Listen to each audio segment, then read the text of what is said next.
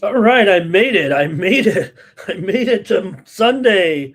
Good morning, everyone, and welcome to Night Moves here for Sunday, March 29th. I wondered if I was going to make it on the air here, trying to get ready for the show after a busy, crazy day. And hope you guys had a great day of sports betting on Saturday. I know we did here at Tony'sPicks.com. I had a pretty nice day there. I see myself on top of the leaderboards. I'm trying to figure out where to get the next winners here for us tomorrow. Hopefully, you guys had a great day as well. Uh, Obviously, the big NCAA tournament scores tonight with our pair of games here in the Elite Eight, and we're back at it again on Sunday. But man, some pretty good games. I know they kind of pulled away there late, and ended up covering the spread, talking about those home teams, but certainly still it was pretty good games. I thought both those underdogs did pretty well. Talk about those matchups here right now, and then we'll get into the previews here for the action on Sunday with more Elite Eight action, of course, Major League Baseball, NBA, NHL. I think we're previewing them all here tonight, so stick around for a couple of hours with me trying to figure out who these pitchers are tomorrow.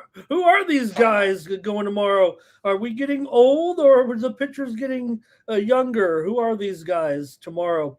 All right. Thanks for joining me in the chat as well. We'll give them a few minutes in here. We got maybe a dozen so far. So let's wrap up the action from Sunday with our games here in the. I can't claim any winners here on the show. The NCAA tournament had the over in both games. Should have known better. But nonetheless, Arizona with the 79-64 win there over Purdue Wildcats, outscored Purdue in the second half 48-26. Boilers of just 40% inside the arc. Arizona was crisp at the foul line with a 20 for 22 night.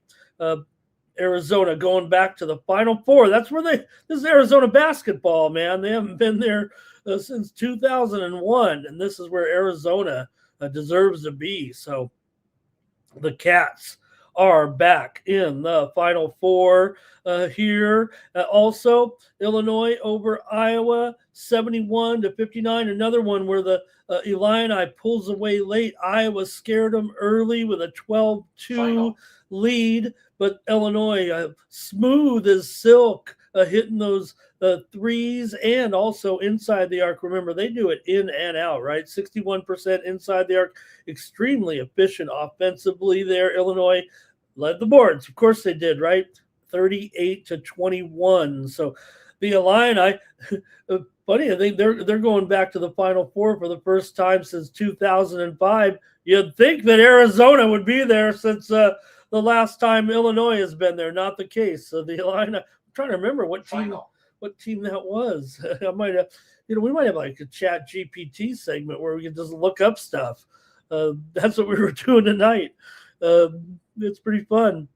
So Illinois going back to the Final Four as well here, and we'll find out who's going here on Sunday, and we'll preview the games here tomorrow between Tennessee and Michigan and Connecticut and Duke. Get your picks ready in the chat, and we cover a little Major League Baseball. Why not? Here from Saturday's action. We did have some winners here on Night Moves, including Colorado and Miami. Game total under was a winner for us there. Look at this Colorado. I was thinking about it. Colorado was able to hang in there. Then Miami ends up getting the win by the score of 3-2 or 4-3 in the game, right? But Colorado, what a disservice, man. You think about their fan support and that stadium and what it's meant to Denver, and the team never returns it. The team never returns it. They never go get that player. They never keep that player. And it's just a constant churn. I'm thinking of Bud Black and, how many years he spent there, loyal to them. And, he's back with the Padres. But they just never end up spending the money, just not even one, like a token free agent or something. How disrespectful, and ask those fans to keep coming back. I know I've got it wrong in a way because that's not totally how Rockies fans feel, but just to see, and again, another way they, how they lose the games and everything too there against Miami today. They deserve better there in Colorado. Miami got the win. We had the under there for a win in that one of 7.5. Also, night moves winners here yesterday included the Athletics in their game against Toronto. We had the A's on the run line there in that one as the A's were able to it was a wild game actually. Final score was 8-7, but the A's actually led 6-2 in the after 6.5. But then Toronto scores basically a run in the 6th, a run in the 7th, 2 in the 8th, 1 in the 9th, 1 in the 10th, and 1 in the 11th to win it 8-7 over the A's. Couldn't get anybody out in the end there. Night moves winner Houston Astros all over the Angels 11-9. Another crazy game there with that one as Houston ends up scoring 8 runs in the 6th inning, win the game 11-9. Angels had a big threat in the top of the 9th with 3 runs there. I had the under over at Tony's Picks, one of the few losses that I did have on the day. I didn't see him coming. It was actually 3-0 Angels at the end of 4, and then all the runs broke loose in the 5th and the 6th innings there in that one. Late night winner here, Guardians and Mariners game to go over. Last night we had the over with Cantillo and Wu. Night moves winner here as well with the Yankees over the Giants. How about the Giants? Congratulations. They scored a run. 3-1 was the final there. Yankees get the win. Warren over Molly. Do want to mention not a night or a night moves winner. Believe it or not, Braves 6, Royals 2, grand slam. Dominic Smith walk off less than 2 weeks after his mother passed away. Real nice moment there for Smith. Atlanta scored 6 runs in the bottom 9th inning, capped off with a grand slam by Dominic Smith there in that one. So we stayed under somehow there in that game. We also had the under with Chicago White Sox, Milwaukee Brewers with Burke and Patrick. We went under for a winner there in that one. And also that was it in baseball. I had premium winner. Here it is. Premium winner. I went 1-1 in baseball with our picks over at Tony's Picks. Premium winner, Tigers and Padres under. Padres got the win 3-0 behind Randy Vasquez, former Yankee. Got it done. Mason Miller, he's got a new closer's entrance. You got to have a good closer's entrance. And Padres were able to win 3-0 to salvage a game from the Tigers here. The comments are rolling in. Good to see everyone in the chat. By the way, I mentioned in that Cleveland game that it was the late game against Seattle there, Chase DeLauder homered again in that game in the 10th inning. He came up big there for Cleveland. He's the second player ever with 4 home runs in his first 3 major league games. The only other guy to do that is a pretty good one still around, Trevor Story. So Luke Raley also has homered in each of his first 3 games. It's funny. You think of the Mariners, in their first 2 games this season for you've caught this one. The Seattle Mariners in their first 2 games of the season had basically, I think, one single they had in the first couple games of the season. The Tampa Bay Rays had 0. Seattle had 0 singles in their first 2 games. 0. We know how they do it. They hit home runs. The Tampa Bay Rays had 16 singles in their first game, and that's not a fluke. All right, some teams can hit and some teams can't, and that's going to be a problem in the long run. Now, Mariners again lose again. We're telling you right now, I'm sorry, the Mariners, I don't know if they're way overrated at this point, but the way we talk about them, it feels like it. So let's see. I think there were some games we didn't have winners of, but I wanted to cover a little bit. Mets over the Pirates 4-2. Luis Robert walk-off home run. It was 0-0 after 9 innings. Pirates were 2 of 18 in scoring with runners in scoring position in that one. Let's see here. Langoliers homered in that win for us, and with the A's there on the run line against Toronto with Springs and Cease there. And he had 4 RBI for the A's in that one. Let's see here. Didn't win this one, but Phillies tied the game in the 3 runs in the bottom of the ninth against the Rangers, but the Rangers came back to still win it. Jacob deGrom got scratched in that one for Jacob Latz, a couple of Jacobs, but Latz had to pitch. deGrom had a bad pillow apparently last night. Let's see here. What else with some game? Cardinals and Rays there didn't win that one, but the Cards, JJ Weatherholt again, he didn't get a curtain call because he walked off the game. He had the game-winning walk-off single there for St. Louis. Weatherholt looks like a player for the Cardinals. They find guys that can play right away, right? They're the Cardinals. McGreevy, 6 innings pitched, didn't even allow a hit. I was talking up Tampa Bay. They still tied the game with 4 runs in the 9th inning, so you never sleep on Tampa Bay. I had Tampa Bay in the game. They end up losing it 6-5, but the Rays will come back on you like that. And Reds and Red Sox went 11 there. I had the under in that one. It ended up 6-5 and 11. It was 5-3 after the 6th inning. Reds led. Abreu, home run, 2 RBI for the Sox. In that one. And how about a bad day for home plate umpire C.B. Buckner? He had 8 pitches challenged and 6 of them were overturned. And he's from that old crew. Those guys that couldn't see that you guys are talking about in the chat, all the blind umpires that got fired. C.B. Buckner, you're next. All right, here we go. We got maybe a dozen and a half. Yeah, let me say hello and see if we can get some. I'm going to do some more recap until we get some people in here. Like, share, and subscribe right now here on the Tony's Picks YouTube channel. Moonman's here. He's ready. Lost my studio light. I might have to touch myself up with a button down here. They have a button to make me look better now. Let's see here. Moonman. He's a new. I've converted one person. AFL is, the thing was with the AFL, back in the day when ESPN kind of lacked sometimes some pro sports, and I had to fill 24 hours and all they had was Sports Center. You didn't have 3 hours of talking heads every day. And of course, in the middle of the night, you'd see Australian football. I mean, so it was something that was like ESPN programming at the middle of the night. So I took to it right away, and didn't even worry about betting. But I think the card's over for the night. Actually, we just saw Melbourne Demons rock Carlton. Carlton was my favorite team.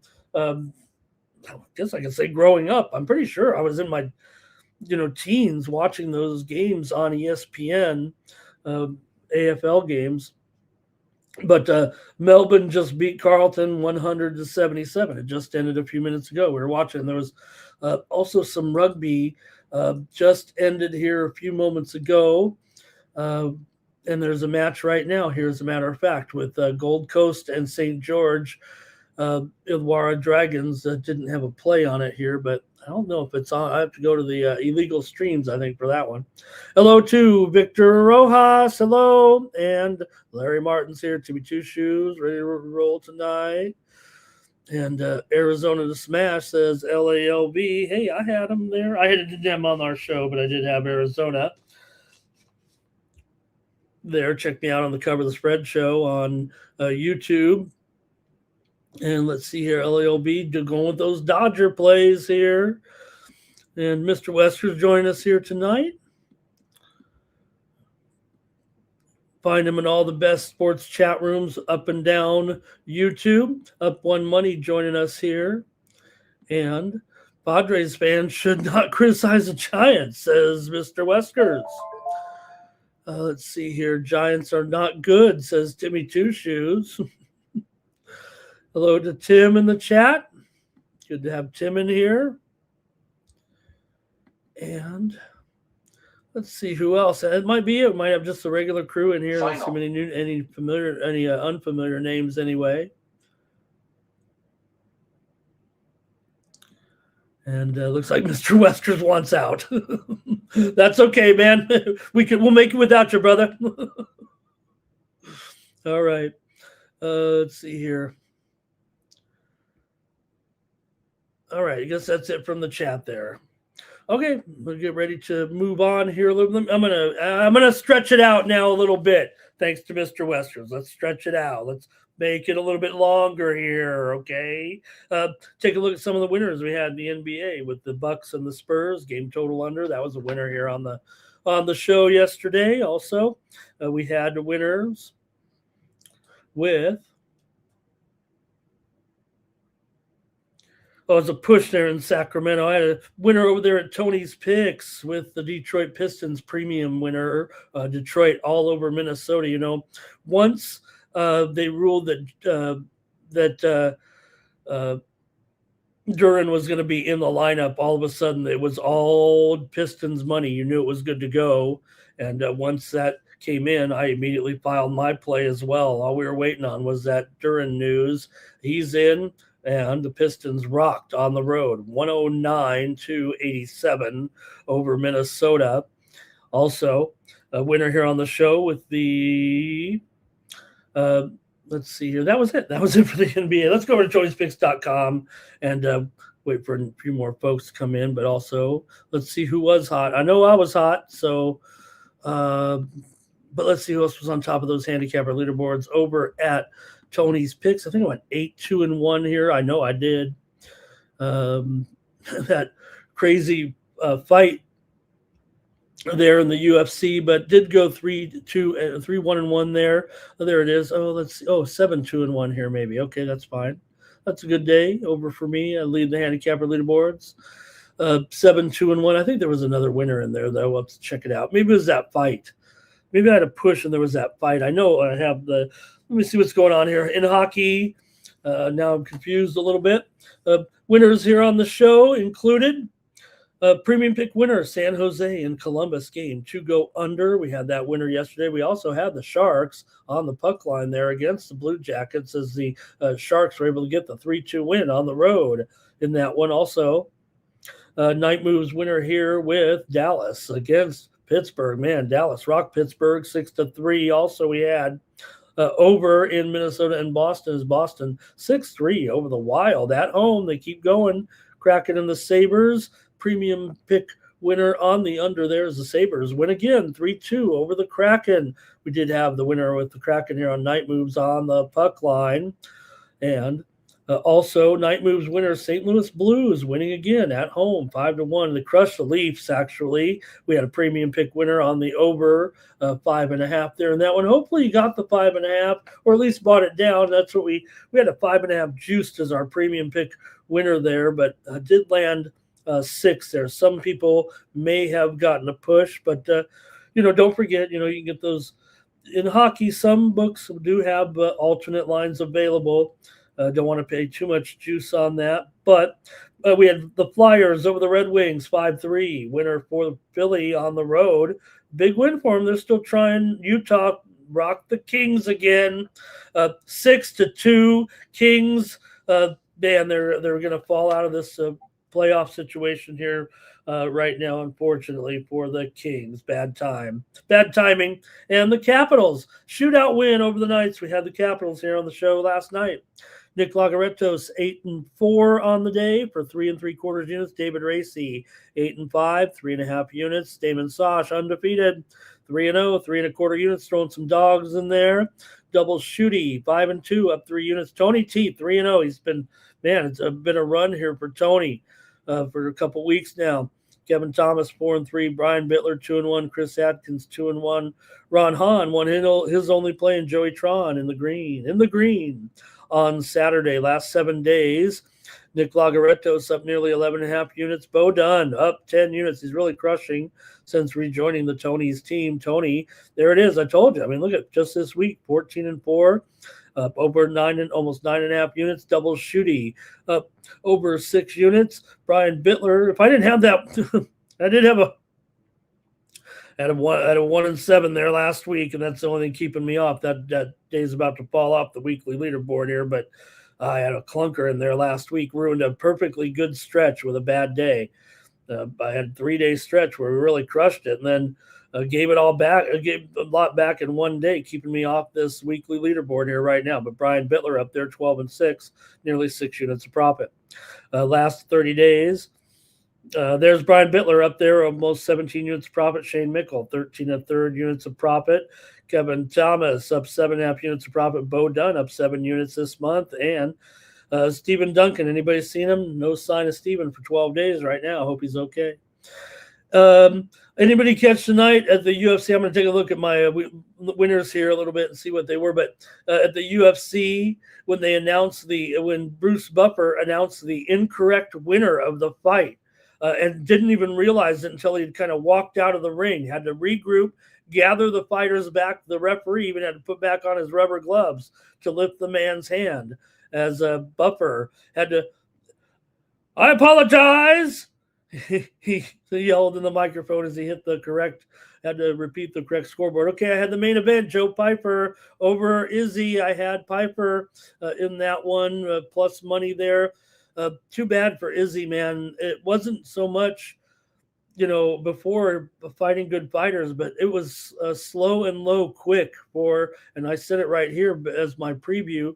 I said, take the up-and-coming dog over the fading star. And look, Izzy said he's not going anywhere, but where's he going to go at this point after that? Piper's a nice fighter. He's going to get a top 5 shot, but it was about the slow speed of Izzy. Got tagged in there as well. I had the under with the Padres here. Also, I had Belgurui over the prospect Abdul Malik.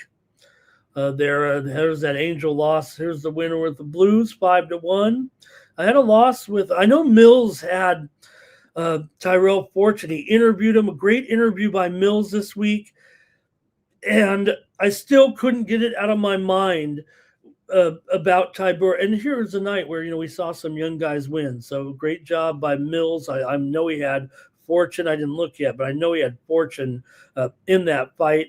And I wrote it down. I looked at it. Mills took it. I mean, that was his call, and it was a great call. And should have listened to him. He interviews the fighter, right? It's should have been automatic. Why would I fade that? I didn't fade it, but I mean, why wouldn't I take that? Sterling and Lopes, I had the over there. That one did go the distance. Sterling looked good. Winner here with Detroit. Also, this fight, Ricky Simon and Adrian Yanez goes to the cards, and it's a majority draw there.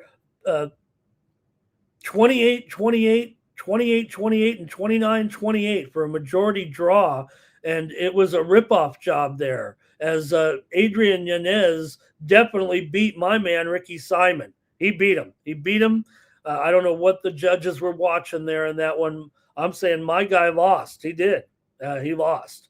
Also, we had the winner here under in the Sharks and the Blue Jackets. All right, let's get to it. We've got enough here. Enough of me whining about. Well, I mean, it wasn't whining. My guy lost the fight, but he got a break. All right, I think everyone's happy in the chat, except for Mr. Weskers, making everyone miserable. All right, get to the previews here right now. With our card on Sunday, we're going to start with college basketball. Oh, by the way, use the promo code Tony T at checkout. Save 15% off those premium pick packages, including mine here on Sunday. All right.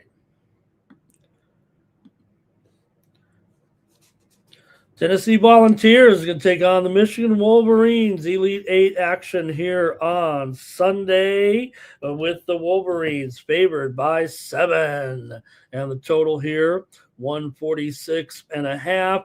Midwest Regional here at the United Center on Sunday, 2:15 Eastern, 11:15 Pacific on CBS. All right, we know Michigan. I mean, what can you say? Just 2 losses all season here for the Wolverines. Tennessee, they were one of the teams that, I don't know, I might have been saying, hey, maybe the Wolverines, maybe the Volunteers should be left out of the NCAA tournament the way they close the regular season. But you got to hand it to Rick Barnes. Just had to get there with this guy. That's what happens with him, it seems like. Wolverines have won 20 of their last 22. They're the number 2 inside scoring team in the country, and that's not exactly awful for Tennessee. Michigan's number 6 effective field goal defense is a problem. Our number 3, whatever they are, they're top 5 defense for sure and offense in the country. So Wolverines 18-3 against top 50s, scoring 88.7 points per game in those 3 tournament wins so far over Alabama, St. Louis, and Howard. You're playing Howard, that's fine. You're playing St. Louis, but when they got engaged with Alabama, they played more like Alabama than Alabama played like Alabama. You could wonder, maybe it's a little, you play a game like that. Still went under, by the way. We had the under, but 90 points. You say maybe that was a little excessive, not scoring, but just the type of game you have to play. And now you're playing. Tennessee had to play too. They played Iowa State though, a little bit different style of play, but did win 76-62 as a 2.5-point dog. They also beat UVA and Miami O, of course. Michigan just 13-18 against the spread as a favorite this season. Tennessee 3-2 ATS as a dog. Michigan 2-1 in the Elite Eight in the last 3. It's been since 2013. They got there 3 times, and we know Dusty May's been here before. The last 5 years, number 1 seeds are 9-2 against the spread in Elite Eight games. Usually the number 1 seed gets it done with authority in the Elite Eight round. Now, Tennessee was looking pretty bad there, right, for a time there at the end of the season, losing games left and right. You wondered if they were going to make the tournament. Yes, of course they were, but the thing about this matchup, though, that is so different is that Tennessee is the number 1 team in the country in offensive rebounding. This is an area where Michigan usually kills every team, right? This is what makes them so good this year, even in the Big Ten, which has been awesome, by the way. But now you got a situation here a little bit. I just think Tennessee can stay within the number because they'll be able to match up inside and not let that Michigan interior be so dominant. Now, the Vols are only a top 30 effective field goal defense, which, that's pretty good still, but maybe not like some of the other Big Ten teams are a little bit better than that. Tennessee, though, allowed just 63 points in those games, in their tournament games. The Vols were 12-9 against top 50s, 13-3 in non-conference games. Tennessee 25-5 when they score 70 or more. If you look at the score here, it's supposed to be about 77-70. So it's right there, but that is interesting. That's an interesting stat. Maybe here, how about this? If they score 69, probably going to lose. If they score 70, they might win. But 25-5, and they're mostly beaten up on other teams. But like I said, I just think that they have the ability to stay in there on the boards for sure. And while Michigan might be a top 25 tempo team, you're not getting that with the Volunteers. They are pretty much 300th in tempo. Michigan's 25th.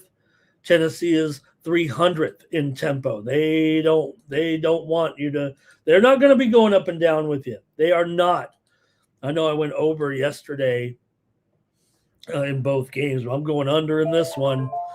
I've got to go under here. And last 2 years, remember, Tennessee has been to the Elite Eight. That's the thing. They're not inexperienced here. Now, they did lose by 6 points and by 19 points in those last 2 trips here. Last 2 years, remember, to the Elite Eight. Tennessee is no joke. All right, so I'm taking the under, but man, you heard me there. I think I'm talking that Tennessee has what it takes to stay in. Let me go to the chat, see if I'm right or wrong here. All right. Who's going first here? Mr. Weskers, of course. Right? Tennessee. Tim says Tennessee for an upset here. Here's Timmy Two Shoes, volunteers first half. See how it goes. See, now all of a sudden everybody's on Tennessee. We probably should go back to Michigan. All right. Let's see. Hopefully they stay ahead and can catch Michigan at 2.5. Hey, you hit the middle. Hit the midi right there. Okay. Dogs are hitting outright the first half, says Mr. Weskers. Says both happened today, right? That's what made it good games today. Those guys were off to good starts. And kind of the theme though, remember how we've talked about it all year, every show, right? When I do the recap, this team came back from 15 down at halftime. This team came back down from double digits. Comebacks are the name of the game. All right, Jimmy Akehouse, you think Michigan could beat Arizona? Woo! Oh, man, I thought Arizona, Koa Pete. I mean, look, Koa Pete, I don't want to say he's underachieving. He's such a young player, but he comes through. The rest of the team came through too. But hello to Lamar Hampton in the chat. Cal Dog, buy it up here with the balls. Make sure you get an extra point with them. Take them up to 8. All right, let's see here. Anything else? Tennessee and Illinois killing the bracket here. And hey, Illinois came hard here with that lineup that they had. That's a deep. You got Stojakovic in there. You got Tennessee money line and under, says Larry. Lamar likes the under as well. I'm with Lamar, I think, on this one. Mr. Wesker. No, Mr. Wesker. You guys are the boss. I'm listening to you guys. Right? I'm nothing. Look, we started the show here when we moved back to Tony's with not much of a chat. If no one would have showed up, probably would have just told Tony, hey, maybe we'll try a different time slot or a different show. I'll have to wake up in the middle of the morning and do a show after or something. All right. Remember, we used to be on. I'm so happy, and I want to say honored that Tony kept that time slot going. That says a lot not about me at all. That says about why you need to be on. You need to have a show at that hour, right? Okay, let's see here. Anybody else? Is that it? Illinois is going to shock them all. They looked very capable. But hey, Tim, you're right. That was different tonight, but that's what Yep, and look at that, and that's what Timmy Two Shoes says there too. Iowa did fall asleep, but credit Illinois there in that one as well. I'm left with 2 futures now, the only ones we talked about there. I guess I got to root for the Duke $360 payout. All right, that's it for that. That's it for the first game. Let's get a long show here. Let's go. Connecticut Huskies, Duke Blue Devils. You guys are already talking about them. Might as well move on to this one. East Regional here in Washington, D.C., the toughest ticket in the NCAA tournament for this game right here. Duke, just like Michigan here, 32-2. Connecticut, 29-5, and all that experience. Don't forget, they've got Caravan. The 2-time champion, right? This guy's held the trophy before twice, and he was a player on those teams. A player, not just a player. But they're still going to be an underdog against Duke. Remember, Duke's they had players missing here for several, games, key players that are back now. I'm not saying that they, forgot about him or anything of that. Are those points back in the line here? Or are they just kind of going with Connecticut's great team? I already, talked them up here for sure. There's no doubt about it. But it does kind of feel like maybe, give Connecticut credit here. I don't know if I want to, but I'm going to credit Hurley. We can talk about it with the chat a little bit, but All right. Duke, though, went 19-15 ATS this season. Connecticut 12-22 against the spread this season. Now, they were 0-0 as an underdog. Now, I don't know what that says about the fact that, here they are an underdog for the first time. So, you could say, well, you know what? You're getting the points now, and look how good they are. They were never an underdog. But more likely is, why aren't you an underdog? Because you didn't play anybody that was better than you,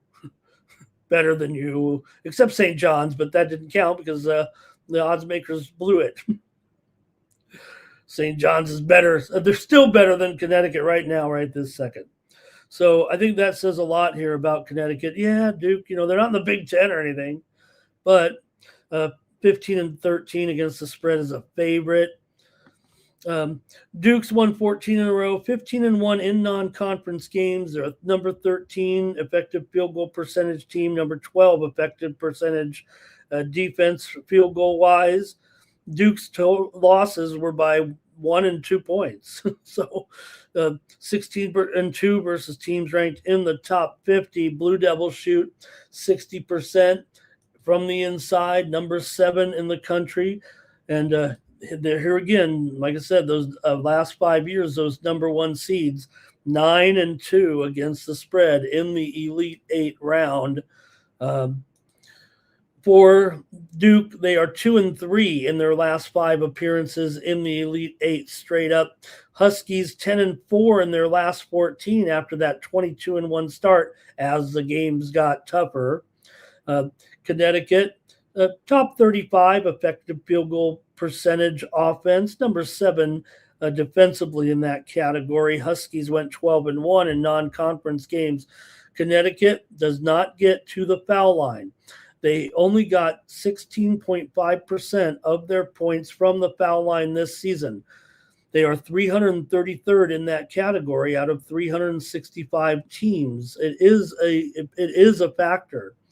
That's because they don't get a lot of calls, because they don't want to give Hurley any calls ever. Because when you're a little guy like that, you know what? You referee from the back of your mind, and all of a sudden you're like, I can't stand this guy. I'm not giving him any calls. The intimidation is not going to make me give him any more. In fact, I'm going to give him less. Huskies went 9-3 against top 50s. They played 3 of their starters 32 minutes or more in Friday's win. So they've won 2 of the last 3 national titles, man. And give them credit, all the credit in the world. But I don't know about this one. Duke is 10-18 to the under as a favorite, and I think this one it's a little bit dangerous here. This total getting as low as it is, but man, I don't know if I can go under here. I might have to go over, actually, just because of the number. I usually would be probably dead set on the under here, but there's going to be some foul game. I'm going to take the over in this one with Connecticut and Duke. Much as I want to take, I want to take the under. But I'm not gonna. I'm gonna go over in this one. And I think it will be in the late game play. I think it gets over in the foul game a little bit. I think Duke has a lead. Duke has a lead close to a cover. Connecticut forced to foul. No playing out the clock. They'll still be close enough, probably within single digits, to keep on fouling. Desperate Hurley. Okay, where's the comments from the chat? Arizona over Duke, says Tim back there. Mr. Weskers is going to be on Hurley here.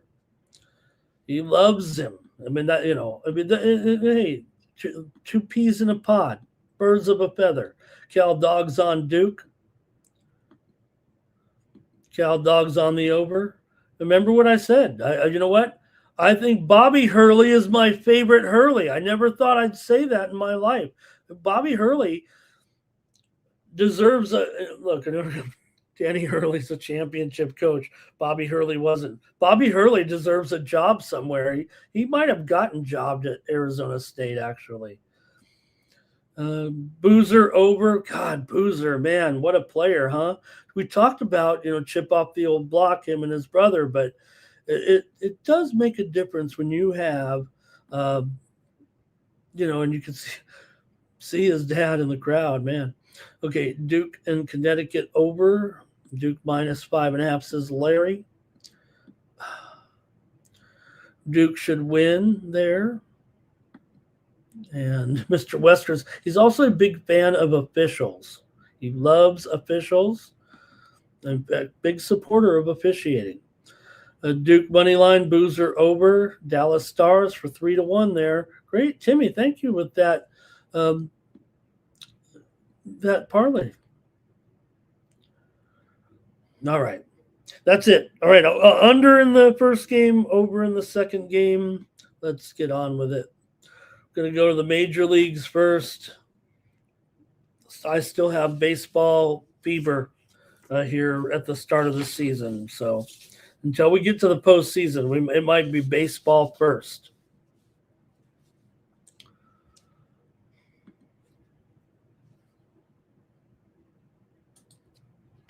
Colorado Rockies on the road taking on Miami Marlins.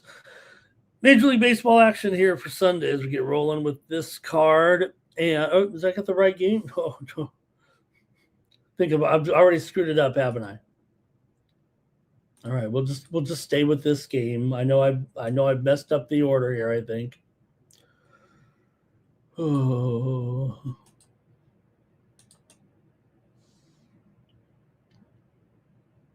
Yeah, there's like 5 games before this one. That's all right. We were talking about the Rockies, anyways. There and they're great fans and they're terrible ownership. All right, Miami did win the first 2 so far of this series. Going to throw Meyer in here. Max Meyer was looked pretty good there, I thought, and obviously has a big future to go here. Look, I mean, okay, you got me, Colorado. You got, Jose Quintana. Okay, he's like your big money player. As sad as that sounds right now, and Miami, a huge favorite here, actually, $1.85 because of it. I mean, even that's a little bit egregious. I would think here. I mean, I love what Miami's done so far in this series, but I don't know if I'm buying that necessarily here on Sunday, but so far so good for some of this Miami lineup as well. Jacob Marcy so far looking pretty strong here. Also, Norby, Connor Norby's really looked good here so far for Miami, and Sandoa as well. Some of these guys, they didn't get a lot of hits there, but they got the big hits in the game to beat Colorado here on Saturday. So let's see what you think here in this one with Colorado coming in, taking on Miami. And for Quintana, probably kind of a neutral matchup with this lineup with Marcy, Edwards, Ramirez, Hicks, Lopez, KC, Conine, Norby, and Pauly. But I would think here for Meyer, pretty good, when you're facing a bottom 3 lineup like the Colorado Rockies here. Although I'll give a couple guys a chance in here, like Hunter Goodman today. Also, Ezekiel Tovar, pretty decent matchup here, I think, for Colorado. Brenton Doyle as well, I think, also pretty good situation for him. Those guys on that side of the plate, Kyle Karros as well, I think can have a decent matchup here against Meyer. So I don't know. This feels to me, I mean, $1.85, I get it, and they'll probably win again. But when I can take Colorado probably on the run line again, I'm probably willing to do it and just figure, hey, maybe they can win, maybe not. But I don't think they're going to get beat necessarily by more than a run here in this one. So, look, we've got to have a few more runs today, don't we? I'm going to take the Rockies here, plus a 1.5 again. Just as we did. That's what we did yesterday, right? Don't me miss it here. Yeah, just as we did yesterday. It still stayed under. It might be more runs today. Let's see what you guys have here. Sorry about. I know you guys are all ready, and you guys had the right order ready, and I blew it. Okay, here we go. Mr. Westers is on the Marlins on the run line. He's on the Marlins on the run line. Cal Dog's on the Rangers. Tim's crediting those Rockies fans, and they love their sports in Denver. Rockies run line here with Timmy. Larry Martin's on the Marlins. Rockies team total over there for Timmy. Rockies on the run line. And Mr. Westers says backing the Rockies is like crossing a minefield in Iran. How can we not have? How can a country that has totally won the war already, totally decimated their army, and they can't control a little piece of Hormuz waterway that's like 10 miles wide? Something doesn't add up. Okay, Timmy Two Shoes likes the over. I know there's a bunch of drones. I mean, somebody's not telling the truth here. All right, Cal Dog doesn't like either team. All right, and that's going to do it, I think, for that one. I'm going to take the Rockies here on the run line, plus the 1.5 in this one. They're going to have to get some offense. Look, they've had some guys here, a little bit of damage here anyway with McCarthy. Like I said, Hunter Goodman's looked good so far. He looks like a hot prop guy tomorrow to me. And also Kyle Caro's probably going to like him. Final. All right. And let's go to the next one here. Let's go to the top of the board. I blew it. Here we go. We're at the top of the board. Twins and Orioles. Major League action here for Sunday. Bailey Ober going here for the Twins. Shane Baz is on the Orioles here, and there's a favorite here. Orioles are favored, $1.55 with Baz here. Total 9 under 20 or 8.5 over 20, somewhere right in there. Maybe it's 9 under 20, maybe it's 8.5 over 20. Coming in, but for first 2 games of the series here, they split it.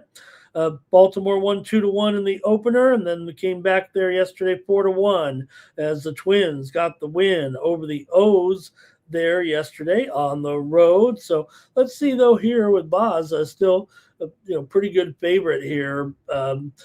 They right now put the Orioles, they probably are better than the Twins here right now, but this is a still pretty good.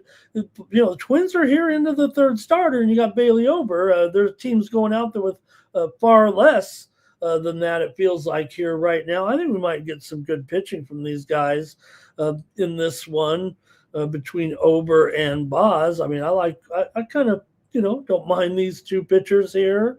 Let's see, though, for the matchup here for Ober. Going up against this Orioles team right now that I've got him in the bottom 10 lineups here for sure, but could be a decent matchup here for a couple of guys in this Baltimore order. Taylor Ward, I think, is going to have a chance here. Polar Bear Pete also probably pretty good matchup against Ober, though. Maybe Mayo down here, Kobe Mayo, and also at the bottom of the order with Jeremiah Jackson. Meanwhile, for Baz, going up against this Twins lineup, middle of the road, I think, got him about 15th, 16th right in here right now, but certainly a good matchup for Byron Buxton here. Also, Luke Keyshaw, also a pretty good matchup. Did go 0 for 4 yesterday after that decent opening day. Also, Ryan Jeffers in here, see if he can't improve on his game yesterday, and also Royce Lewis here for the Twins, but I might prefer Ober and Baz here. I'm going to go under in this one. I'll grade it at 8.5, but I can get 9 under 20 right now, and I'm going to take the under in this one with the Twins and the O's. Let's see what you have in the chat. I'll take a total on this one. Okay, here we go.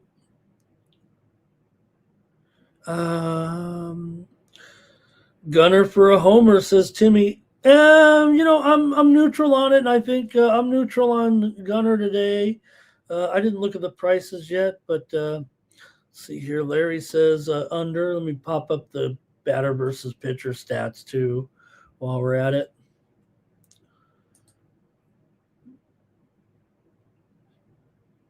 Can't miss your can't miss your BVP, guys. You always got to check your BVP. You know what's one fun thing to do. You know what I try to look at the BVP, and you could, right, but you got to look at the different players and who's got good stats, and you're trying to mix them up and look at the lineups. But if you run the BVP through AI and tell it what to look for, it actually comes out with some pretty interesting results. Just like copy and paste it in there, it can read it, and then it'll lay out for you it'll kind of give you the look. You can use some DFS tools to find the stacks, but those are the stacks everyone knows about.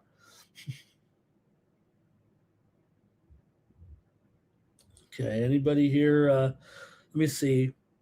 Twins money line, Orioles, same issues as last year with the bats. Orioles and Pirates. Oh, Mr. Wesker says I think those teams are good. And let's see here. Moon Man going under.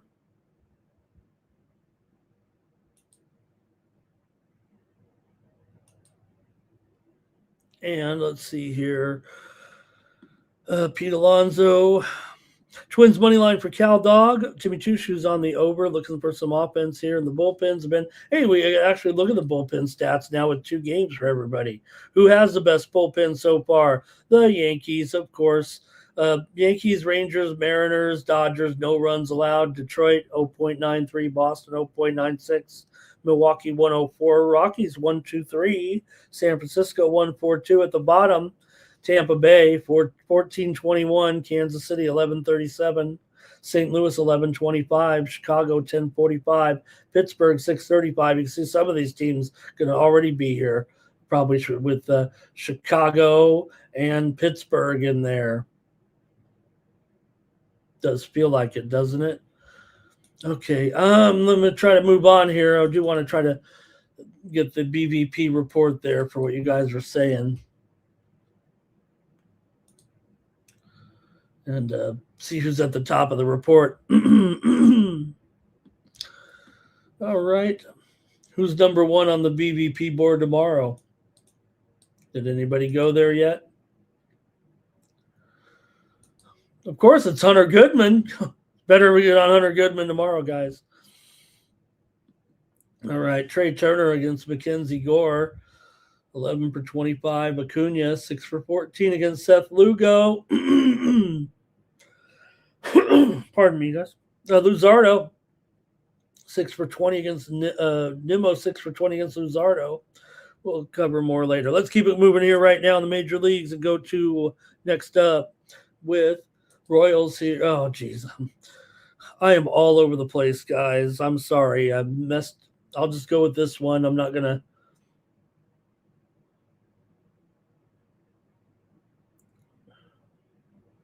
I'm a little out of turn here. Oh, well. Okay. All right. Royals here and the Braves. See, I got to look on my sheet now. It's all messed up. Seth Lugo here going up against Clay Holmes in this one. Grant Holmes in this one. Braves here won the first 2 of the series. 6-0 and 6-2. Looked impressive in both. Actually, the Royals end up wasting a perfectly good performance by Waka there against the Braves and blow it as the Braves get those 6 runs in the 9th inning, including that grand slam to send the Royals home with an L here. Braves though minus $1.50, total 8 over 20. So pretty disappointing for the Royals after really getting shut down there in the opener. There to Chris Sale and Cole Reagans got out-dueled in that one. Come back, have a great performance from Waka, only to give it up with that bullpen that we just mentioned that has an 11.37 ERA to start the season here right now. So $1.50 with Clay Holmes. And, Seth Lugo is certainly pretty good, but going up here against the Braves lineup, probably in the top 2. We're going to have some guys here that have a pretty good matchup, I think, against Lugo tomorrow. Baldwin, Olson, Yastrzemski, Albies, Harrison Smith. also all pretty good matchups here. Now, Lugo's kind of, does hold down the guys like Acuna and Riley in there, but I think it's a kind of a neutral matchup for Holmes against this Royals lineup here. But I don't know, the Braves here. I feel the Royals might be a little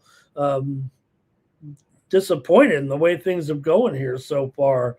Could $1.50 be reasonable here? I really don't want to get too high up there with this Braves team. I would say it probably is a little bit too high, but I just feel like the Royals might be demoralized here, and I just might take the Braves just because. Let's see if the chat's got anything for me here. Okay, let's see here. Clay Holmes can blow. Clay Holmes might blow it too, says Tim. Larry's on the money line with the Braves, but Timmy says he'll try Kansas City again. Moon Man on the Braves. Braves for the sweep. Braves on the run line. And Waka was their chance, says Cal Dog. You know what, man? Right? You go out there, you throw your first start of the season, you dominate, and then that happens in front of you. That was pretty bad. Final. Yeah, that was early in the season, right? But man, you're walking. You just wasted a start of your career. You wasted a start in your career. Mr. Westers is not in Kansas anymore. All right, at $1.50. I'm going to take the Braves here. That's about as high as I want to get here on this show, so to speak. All right, so give me the Braves. I'll do it here. I kind of agree with what you guys are saying, though, about, Holmes here. Look, the total, it was 6-0. It was 6-2. This total's 8/20. And I have a feeling we're going to get just over this total, maybe a little bit. I'm not ready to commit to it just yet. Maybe I will investigate investigate the Braves bullpen a little bit. They were a little bit better than the Royals bullpen here so far, right? What I say, the Braves bullpen was at 1.5 so far.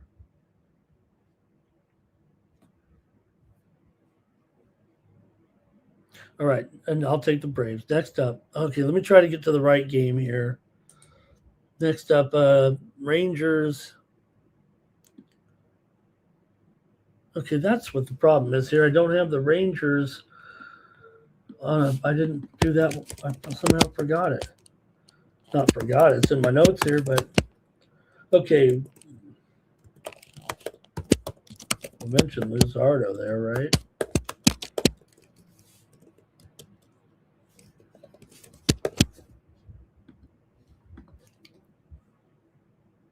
Okay, there we go.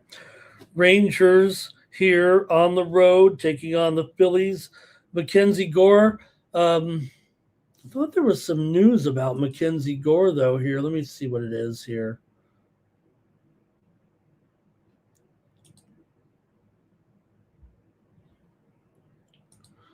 I think so I think they end up skipping the start here of DeGrom. I don't think he's going to come back today. I think they're just going to skip his start, obviously, and go with Mackenzie Gore here. Let me see what the story though is with Gore. Okay, yeah. So they're just going to go with that same group here right now, and for Baltimore here coming into this one, it was 4-1 there. Oh wait, okay.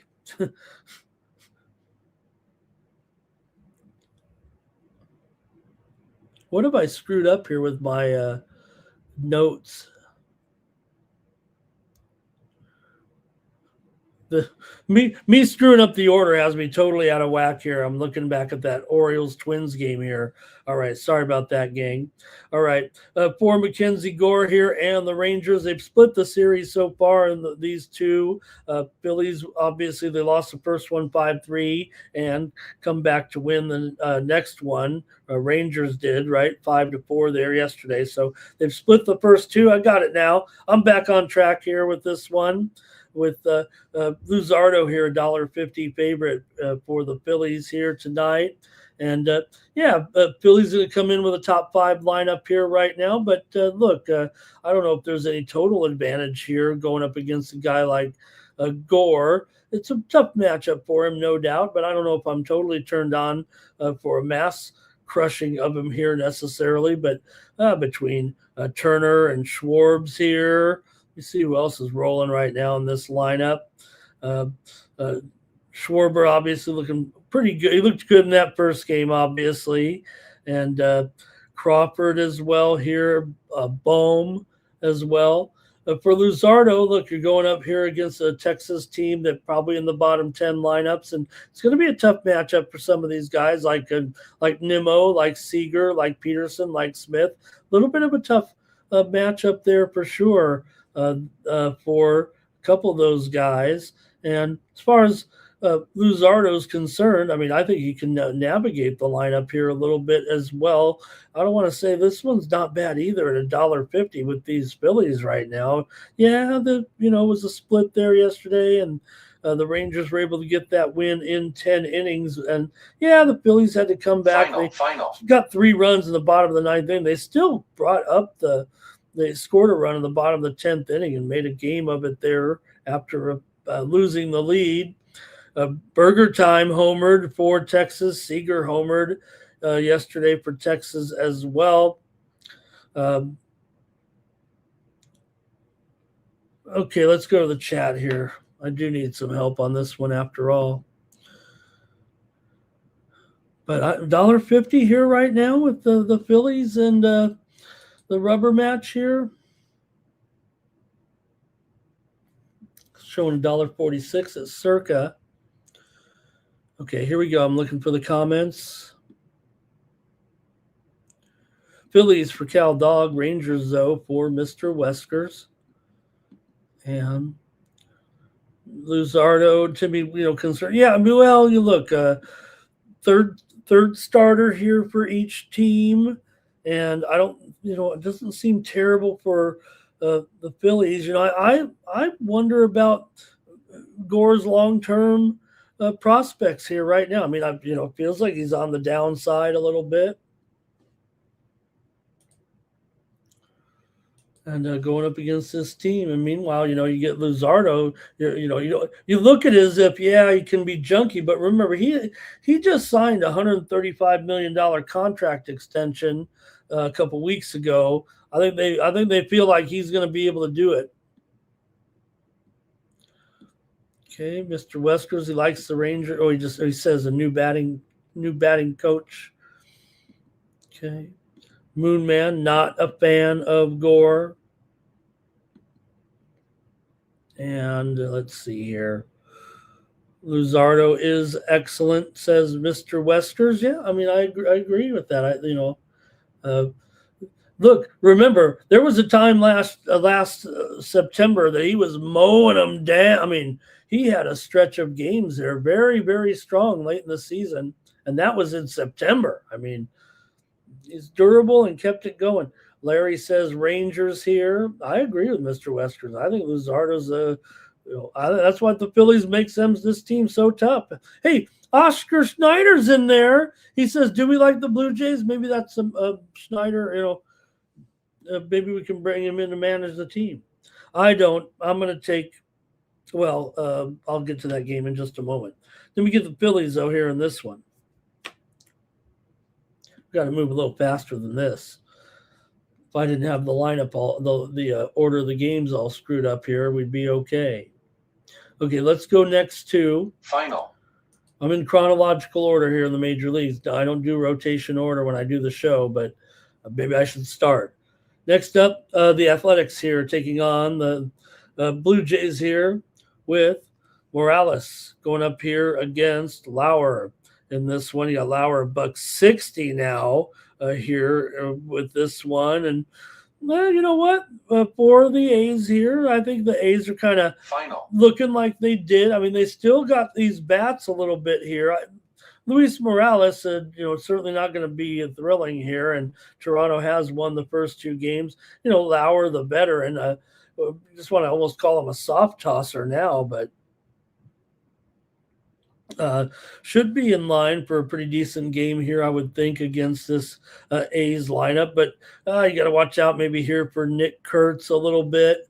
Let me take a look and see how it is. You got two top 10 lineups for sure here. It feels like right now to start the season anyway.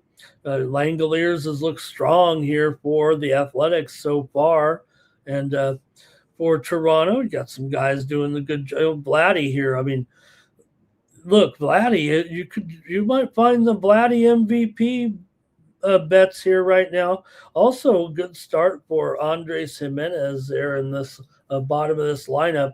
Probably deserves to be hitting somewhere else, but I don't know. Two good lineups here. There's not a whole lot of matchup advantage for these guys. I just think the lineups are good and probably can wear these pitchers down a little bit. I'm showing 8.5 over 25. I don't see any nines. Well, Bobata's 9 under 20. But let's see how you guys have it here with the A's and the Jays.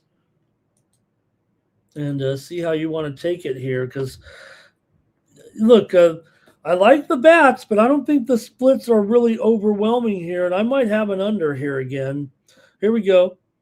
This is one we were looking for, right? The A's and the Jays, says Oscar. Blue Jays run line or over, says Cal Dog. Mr. Wesker's Blue Jays burnt through that pen, he said so far. You mean their own pen or the A's pen? Because both teams have had good work out of the bullpen so far, right? Let's see here. After 2 days, I'm not getting excited. But, yeah, 5.19 for the A's, you're right. 5.19 for the A's, 6.23 for the Jays. But Jays pens are kind of racking up the strikeouts a little bit.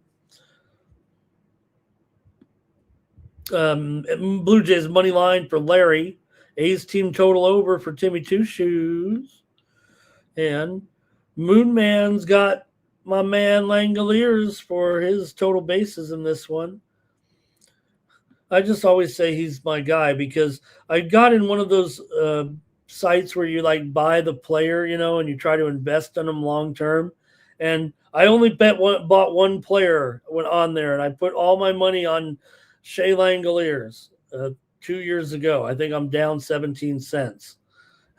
I think I put like $50, so he's done nothing basically, but I do like him. Lauer's half decent. I've been following this guy's career for sure. Oscar leaning under. So am I. I want to go under in this one. Rooker, time for Rooker to homer here. I am going to go under in this one. Look, I've got Oscar here pretty much for the first time. He doesn't know I take under in half the games. Or maybe he does. Thank you, Oscar, by the way. Next up, the... Okay, I think we can get back on track now. I think my order of games is right from here on forward. Sorry about the delay. Pirates and Mets here. And, yeah, I kind of like this pitching matchup, actually. You got Carmen Majinski going up against McLean here, Nolan McLean. Nolan McLean, he might have been a little bit too much of the moment at the World Base. Look, Nolan McLean is going to be great. You don't call him Nolan for nothing. But might have been a little bit much at the World Baseball Classic.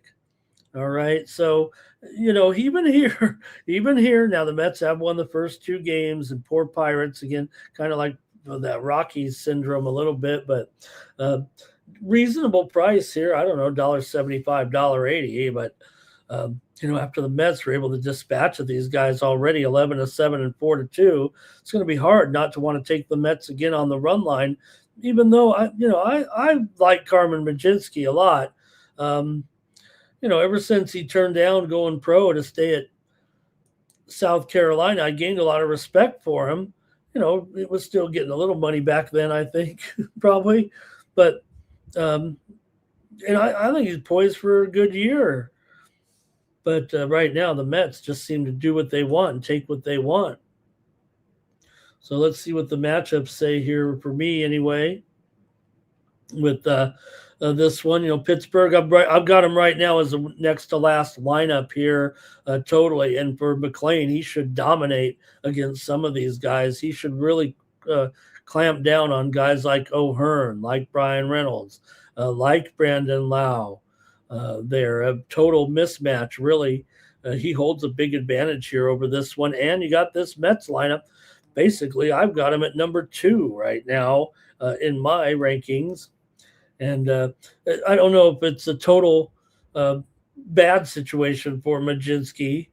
He doesn't have any total advantages over. It's just that you're going up against a tough lineup right here in this one. So 11-7 in that opener, 4-2 yesterday, as we mentioned.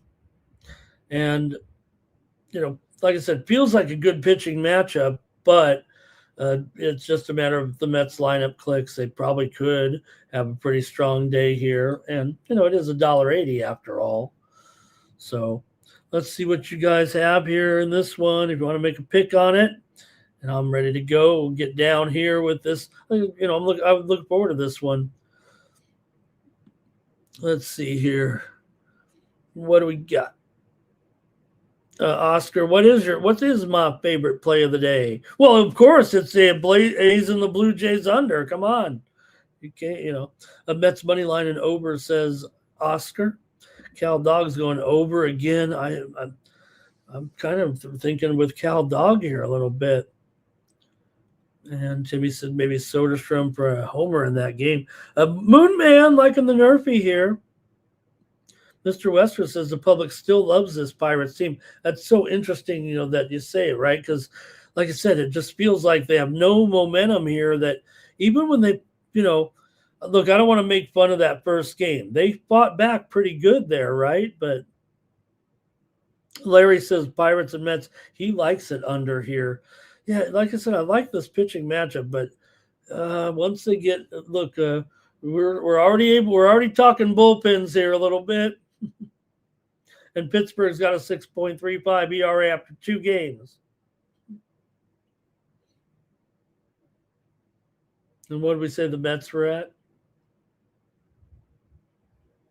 They're in the middle, 2.75. Okay, let's see here. Timmy says he's brain damaged. He thinks the Pirates can win. Mr. Wesker says he does not think Soto is earning his money. And let's see here. So Soto's not helping cover the spread. And Pirates can't win with Paul. They never will. All right, I'm gonna take the over in this one with what we've seen so far. Some of those World Baseball Classic pitchers have had a little bit of arm fatigue already. It's right. You're usually making your arm get stronger in spring training, and then you go all out. And I know I just talked up Carmen Majinski like he's my favorite player, but I'm going to go over at 7.5. All right, next up. Yeah, we got the right games here. I'm watching here. Just about wrapping up here at the here we go. Let me go to this one. Red Sox and Reds here. We've got early going up against Louder here. See, this is what I'm talking about. You got some teams. I'm not necessarily down here on Connolly early. I mean, we're definitely excited to see him here for the Red Sox. This is where we're at right now with Connolly early. Rhett Louder here for the Reds. We know these guys are capable, but we want to. Well, gonna have to see them develop and get going here. But for early right now, making his first start here of the season. What's happened here is Johan Oviedo ends up starting in the bullpen, so that kind of brings him in here. Now we'll see if it, how deep he runs here after a few times through the rotation as well. Early could be sent back to the bullpen or maybe even to the minors if he starts off kind of weak. He's a left-hander here. So did have great in his spring training, 1.59 ERA, 16 strikeouts, 5 walks in 17 innings. So look, you got a guy who was a 5th-round pick out of Virginia. It looked good last year, 2.33 ERA in his appearances, 29 strikeouts, 4 walks in 19 and a third innings. So he's got good pitches in there. Very durable, doesn't really get hurt. So he's the kind of guy that if you can get a young pitcher with a good arm like this, he looked good last year. Connerly Early is someone you can look at here a little bit. For Rhett Lauder, though, here, meanwhile, lined up to make this start, his first of the year here, going to have a much bigger assignment this year for the Reds. He's from 2023, went to Wake Forest and looked great last year, 1.17 ERA, 1.27 whip.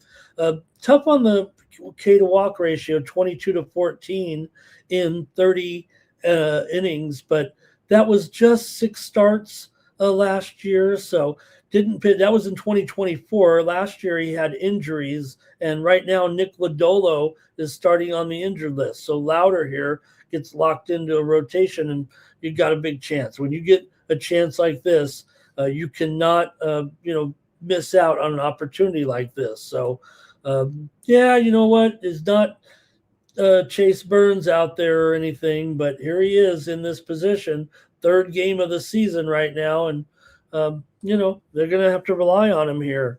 So for the Reds here, an underdog at home against this Red Sox team. They did win, one of the 2 games here, obviously, yesterday in the 6-5 game. And, they couldn't get the offense going in the opener, but that was against Garrett Crochet. Here, this is, 2 pitchers that have looked good, but it does feel like we're getting these guys a little bit accelerated here. They're going to need some of that bullpen help here today. And the Reds, the bullpen, 4.5 ERA so far in those first 2 games.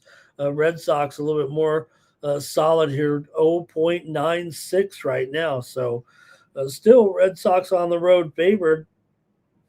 And let's see what you guys think here in this one. As far as what I'm concerned with the matchup here, the Reds, I've got them as a bottom 5 offense for sure here right now. And Friedel's going to have a problem. Benson's going to have a problem here.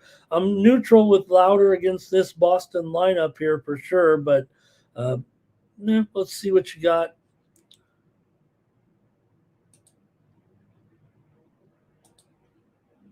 Oh, sorry about this, gang. A little technical issue here.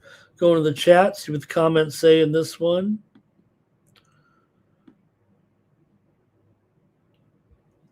Oh, thanks, Cal Dog. Yeah, the Red Sox are favored. Appreciate that. Guess I was having a problem today with getting everything going here in baseball. Just not for the season, but the graphics and everything. Okay. Watching the end of the golf tournament here, but it's a 4-stroke lead here. They're just coming into the final hole. Alex Fitzpatrick here going to win the Hero World Tour event right now, coming home with a 4-stroke lead in India. Going to win basically the Indian Open. Okay, here we go. Reds for, he sees the Reds line there, yeah. Mr. Weskers loves the Red Sox on this. Yeah, Mr. Weskers, you're right. That's what we do. A little secret here. We never want to take anything too much over 140 around here. All right. Timmy says go over 8. And Oscar, Boston money line. Cal Dog here is on the Reds. And Oscar, I do college baseball picks. We don't do anything on the show, but I do actually have usually a couple premiums a week. College baseball, for me to have a premium, I bet college baseball as long as my arm, but to have a premium on Tony's picks, right now I'm going with about maybe one a day. Today I didn't have any, Final. and it was Saturday. But Friday night, you're gonna have one or two usually, of course. Know a little bit more about those pitchers. But for me to put a premium, and I feel like Tony has the college baseball just for me because no one else is really picking very many. But it's still, I might bet games just looking at the lines and my ratings. But to get a premium, I got to read the beat writer stories. I got to look at who has pitched. It's not a problem, and I love to do it. And I have a good record here at the website. Actually, one season we crushed it here, Tony's, when we had it a few years ago, for sure. I usually end up in the green here. I think this is the third year we've had college baseball at Tony's and been here. Under for Larry. Oh man, I'm sorry, you guys got to make my pick here in this one. And I think I might just be with Larry here. And I'm gonna think that we're gonna see these pitchers do something here. I am gonna go under with this one. Give me the under. See, I told you. I did take the over in that Mets game. All right, we gotta keep it moving here. It's not a full card, but Angels, and you've got Jack Kohanowitz. And for the Astros here, we got an import coming in here. We'll get a chance to see Tatsura Imai here from Japan, I believe. Make the start, $1.75 here for the Astros here in this one. So far we've seen Astros here, first 4-game series here, actually. And Houston did finally get the win 11-9 after the Angels won the first two of the series, 3-0, 6-2. So don't worry, the Angels will fade. They've done this before. They've gone out there kind of cooking early, and they'll give it all back eventually here. But it did get a little loose there yesterday. A crazy score, right? And here we are in a 4-game series. First of the year was 3-0. Then 6-2, then 11-9. You probably can figure out. I don't know though, with Kohanowitz, and we'll see what we get from Tatsura Imai. It feels like he's kind of the guy that you're going to be looking at here. Who is it going to come in? The Astros brought this man over here, and solid spring training. 2 hits and 1 walk with 7 strikeouts in 6 innings. Did have 3 perfect innings in spring training against the Marlins earlier this season in spring training. 4 strikeouts against them. Really strong control as well so far in spring training. That's really was his downfall. I don't want to say downfall. Last year he had a 1.92 ERA and 201 FIP. In Japan, 163 innings, 178 strikeouts, but 45 walks. So this guy's got a big time upside for sure.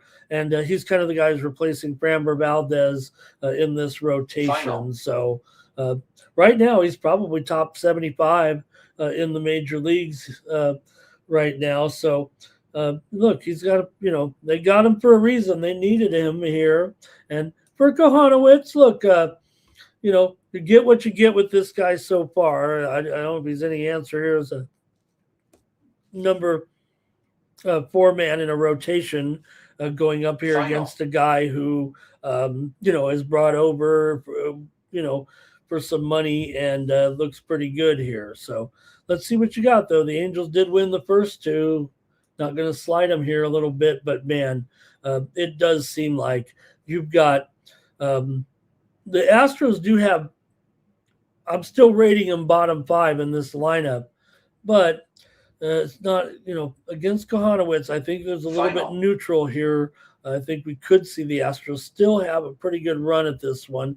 Meanwhile, the Angels are also a bottom 5 lineup. The lineups did explode yesterday, but I don't think these are great offenses right now. But maybe it says more about the bullpens there a little bit and the blow up that happened. And now you have Houston here with a 5.25 bullpen ERA so far. The Angels have been much, much better, 1.64 ERA so far. Let's go to the chat, though, and see what you think in this one with Final. the Angels here taking on the Astros. All right, let's go to it.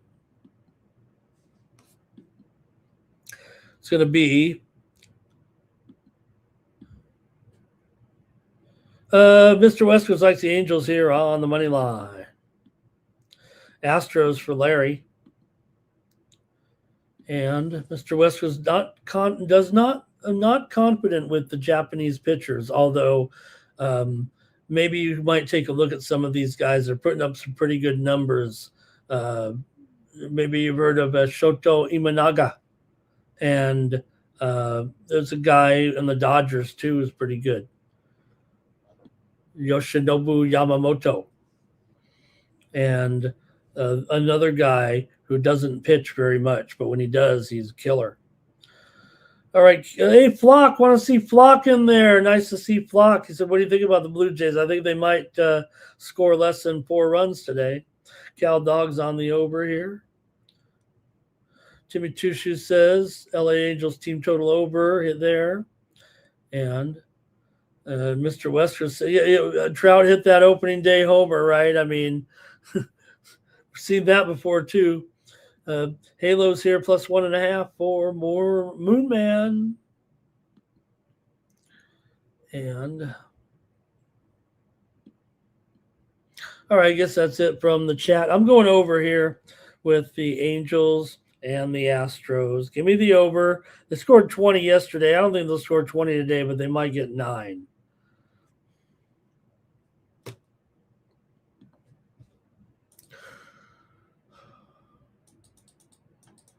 Oh, man, White Sox and Blue Jays here, Major League action for Sunday. And we still got all that hockey and basketball to go here.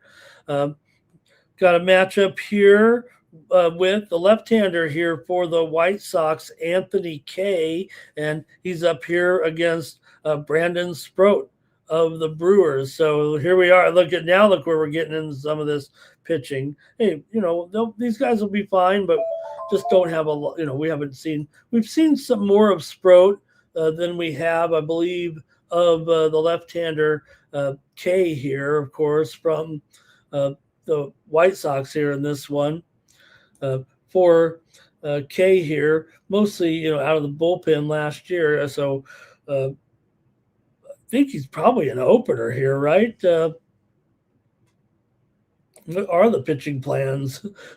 What are the pitching plans of the White Sox here in this one? He was with the club here, of course, last year, and we'll see what happens against this Brewers lineup. Brewers right now, I think this lineup is top 3 here, probably at least top 5 with these guys here. And for the White Sox, not exactly a great matchup for them going up against Sproat. It feels like here I got the White Sox a bottom 10 lineup or so coming in. So look, $1.65 here, total 7.5 in this one. For Milwaukee, got some hot bats early on. Bryce Terang, Contreras in there. Also picking up RBIs already. Yelich in there. Ortiz as well. You got to look out for Joey Ortiz. A couple of big games, already. Couple of hits there in the 6-1 win on Saturday, and also had 2 hits in the win there on in the season opener. So pretty good actually here for Ortiz. See what you guys have in this one. Get ready to go with White Sox here and the Brewers. Brewers won the first one 14-2, won yesterday 6-1. So total domination here of the White Sox so far, outscoring them 20-3. Are the Brewers ready to go or what? I think we're going to see a pitching. I think Sproat can probably shut these guys down here in this one. I might go under, but $1.65, and they're just crushing this White Sox team. I think you just got to take them to do it again and take this run line at plus money. I don't want to be a jerk right now to the White Sox, but what are they going to do? At plus $1.25, I think you got to roll with the Brewers again here. Call me square in this one, but I'm doing it. I'm doing it. All right, Brewers run line for Mr. Weskers, who thinks Ohtani is below average. Brew Crew for Cal Dog. And Mr. Weskers says both pitchers came over from the Mets organization. Shows you what's going on over there. Hey, there's Sound Man tonight. Brewers plus 1.5. Is that what you're taking, Sound Man?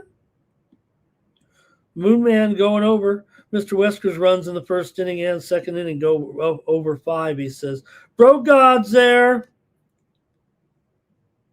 And it says in baseball, do you take more plus money shots? I think you should, Bro God, to be honest with you. I don't know if I do necessarily. I think in the end, I kind of still pick my spots, my favorites, my premiums with small favorites, actually. But the solution in baseball is to take the dogs. And we'll take plenty of them here. But I usually like to take the run line. I'm trying to pick some winners on the show. Larry here, Brewers on the run line. Contreras, home run, maybe for Timmy. I think Timmy says doesn't know what to do with Milwaukee, but we know what to do with the White Sox. All right, let's go. Next up.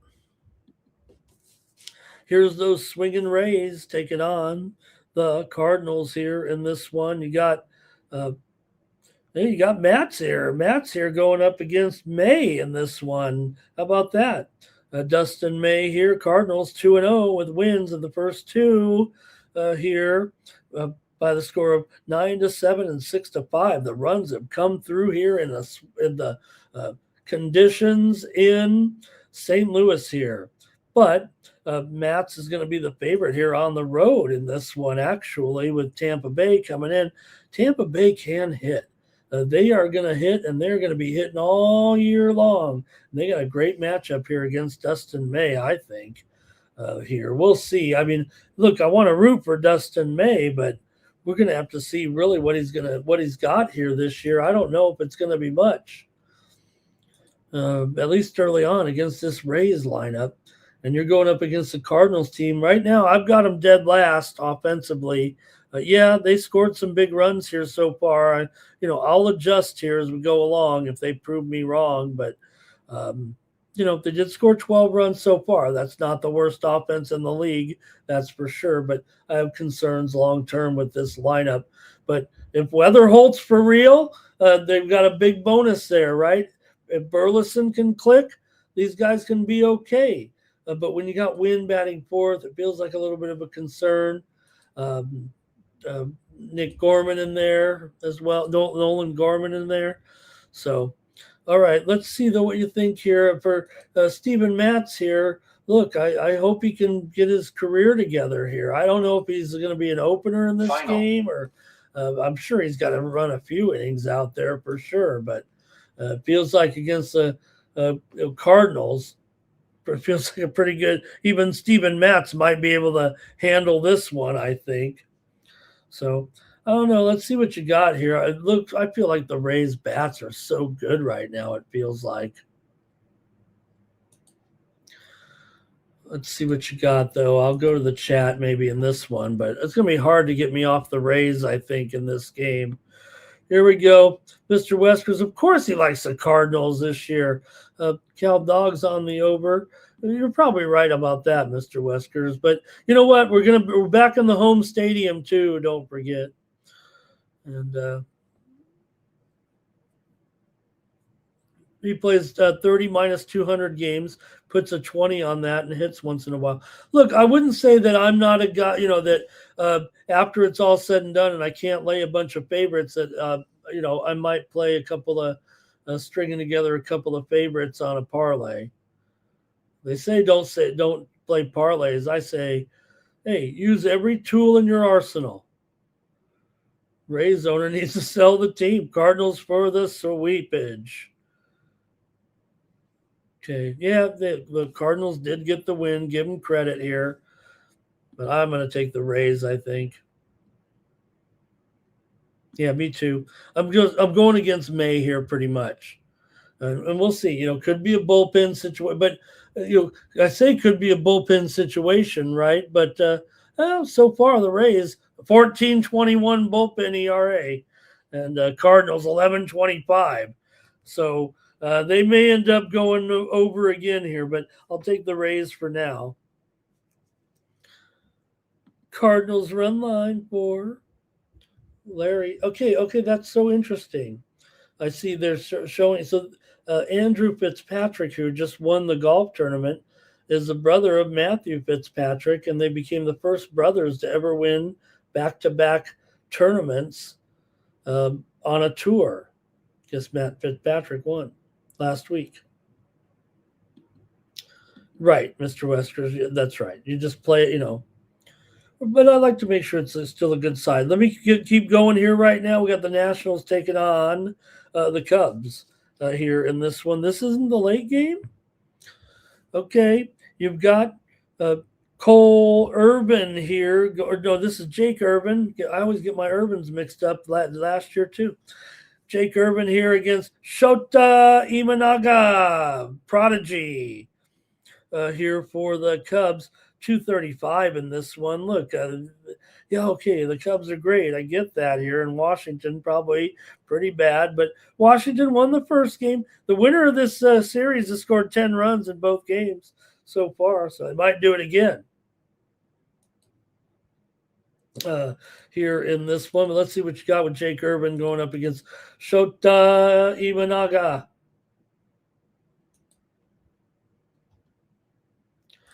All right, for Urban here, look, not going to be overpowering him or anything. Hopefully you can get 4 or 5, maybe even you could, I don't know, early on here, 4 or 5 innings here out of Jake Urban here. This is a lineup that probably can be had here. You got some guys that for the Cubs, a pitcher that can be had, of course. For the Cubs, you got Mike Bush in there. Hap's got a good matchup. PCA, strong matchup here. Even Ballesteros. Meanwhile, for Imanaga here, this bottom 10 lineup of the Nationals, you got some real issues here. Wood, Garcia, Lyle, a real tough matchup. And Vivas as well, tough matchup. Who are these guys at the bottom of this Nationals lineup here? So 235. The Nationals won the first one, but it does feel like a bit of a mismatch. Cubs on the run line here are -1.5 at only -120. I'm going to take another run line here and go with the Cubs. Maybe that's total looks achievable at 9.5, given that the winning team has scored 10 runs in each of the first 2 games. But I'll take a run line here with the Cubs to blow them out. All right, let's see what else we got here. Want to say hello to DDG's Streams in the chat. Nice to have you. Cubs run line also for Moonman and Cubs money line and under, says Larry, for a little parlay. Maybe that get it. It is pretty high. It is pretty high. That's probably why it's my free pick on the show. And roll out with Cubs team total over, says Timmy Chushes. One more here, and we got to get to the basketball and hockey, and it's already 5 in the morning. Guardians and Slade Ciccone World Tour here going up against Emil Hancock in this one. Emerson Hancock, whatever his name is. But let's see what we got here with Seattle up against Cleveland in this one, following yesterday's 6-5 win there for Cleveland. This is the 4th game of this series, too. So far, 2 overs in the series coming in. 11 runs yesterday. Cleveland's won 2 of the 3 games, coming in with some offense. I think that's what's apparent here. But, man, I don't know about this. $1.55 here is a little bit pricey, but I feel like Seattle could even up this series. I think they might have pretty good advantage here in this matchup really against Slade Ciccone. This is the night game here on Peacock. 7:20 Eastern, 4:20 Pacific time with the Peacock's Sunday Night Baseball's on Peacock. So let's see though what you think in this one with Slade Ciccone World Tour here. I've got Seattle right now. I know I'm bagging on them. They have a strong lineup here still, but show me the runs. They've only scored. They've scored 14 runs in the 3 games. They did get the 5-1 win in Game 2 here, so we'll see. We're going up against Slade Ciccone for Emerson Hancock. Meanwhile, does feel like for him. You're going up against the bottom 10 lineup. It's a decent matchup for some of these guys. But DeLauder, you got to figure he'll hit another home run. And, let's see what you guys have in this one. We might have to take this total here over again. We've seen 2 of the 3 games go over. We always say that, here in always going to have a good environment for pitching, but right now it's an environment for hitting. All right, here we go with the chat. Guardians here for Mr. Weskers. Cal Dogs on the over. Timmy loves his national TV overs.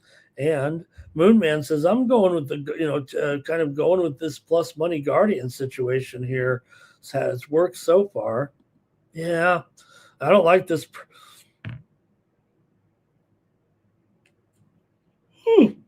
Sorry, guys. I really like the Seattle, but I don't like the price. Guardians money line here.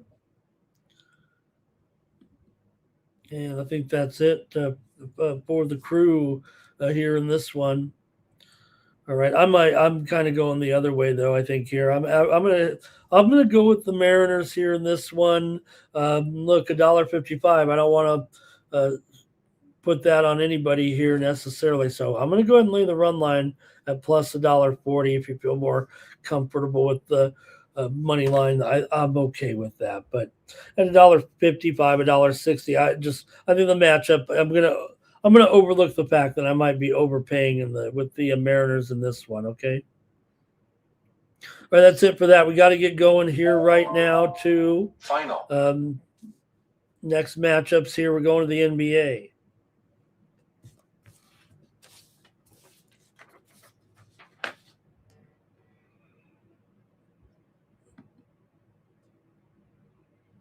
All right, here we go. NBA card here. It's a big one here, but we're not covering all of them. I think one game was removed from the previews here, but Clippers and Bucks will start us off. The Clippers are on the road, laying a pretty big number here at the Bucks. Bucks do show some life here a little bit of late, despite 3 straight losses here. Kind of back on the bottle maybe a little bit for Milwaukee here. Clippers have won 4 straight, covered 2 of their last 3. We are definitely in the tankathon here. Clippers have not been a good road favorite. We know that, but Milwaukee all of a sudden is fading again. Ever since that news that Giannis, trying to come back and basically not going to be coming back, where do we stand in that? Have we decided anything? Are they going to get fined? Do they have to play him? What are they going to? What is truly going to happen here with Giannis? Now he may still be kind of injured, but Bobby Portis questionable, Kuzma questionable, Gary Harris questionable, Thanasis Antetokounmpo, he's questionable even. Kevin Porter Jr. is out of this game for the Clippers. Isaiah Jackson's questionable, but seems like they have a healthy lineup. The Bucks here, not so much. Still 14 points. Not comfortable with a Clippers team on the road laying that kind of number here, but might be the only way to go here in the tankathon. I'm going to take the Clippers here because I don't know any better. Give me the Clippers here. I'll lay double digits on the road. It's probably just a couple too many, but all right. Nobody's interested in that game. Clippers first half there, says Timmy. That's how you got to do it. The Heat are taking on the Pacers here in the Tankathon. This looks like one to me. I think the Heat can handle and getting a double-digit victory here right now. Look, this feels like where the Heat is at their best here is as a road favorite. They're 22-14 against the spread on the road, 21-16 against the spread as a favorite. Meanwhile, Indiana, not a great underdog. They really have covered the spread a lot better second half of the season. Even before that, really, they were really looking good there for sure. Picking up after, obviously a poor start, a poor record, but they weren't covered anything at first because they were so kind of overrated, even though they had injuries and stuff. Everybody knew that coming in. Since then, it's kind of like everyone kind of said, yeah, they're not very good, so they've been getting points, and now all of a sudden they've been covering a bunch of games. They've covered 5 straight, despite the fact that they've gone 1-18 in their last 19 games. But Miami 2-5 against the spread in their last 7. They've lost 6 of 7, but did get a very important win against Cleveland. Cleveland did bounce back on the revenge and blow them out, but might be going in the tankathon here with the Heat and think that this is one they need too. If you look at the standings, right, we keep talking about it, and the Heat right now are sitting in 10th place. They got to get out of 10th. They got to get out of 9th if they can. So I will go to the tankathon here and take Miami. Lay more points on the road. Just add them up. We're going to lay all these points here in the tankathon today. You could always play that tankathon moneyline parlay. Okay, Larry says bring Antetokounmpo, replace LeBron. And by the way, Luka will miss the game on Monday. He got another technical, and this one he can't appeal. He could appeal the first one. He's not going to be able to appeal this one.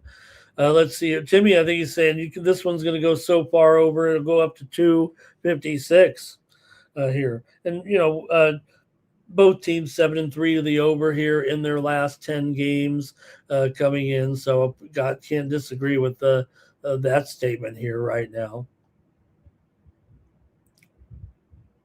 Final.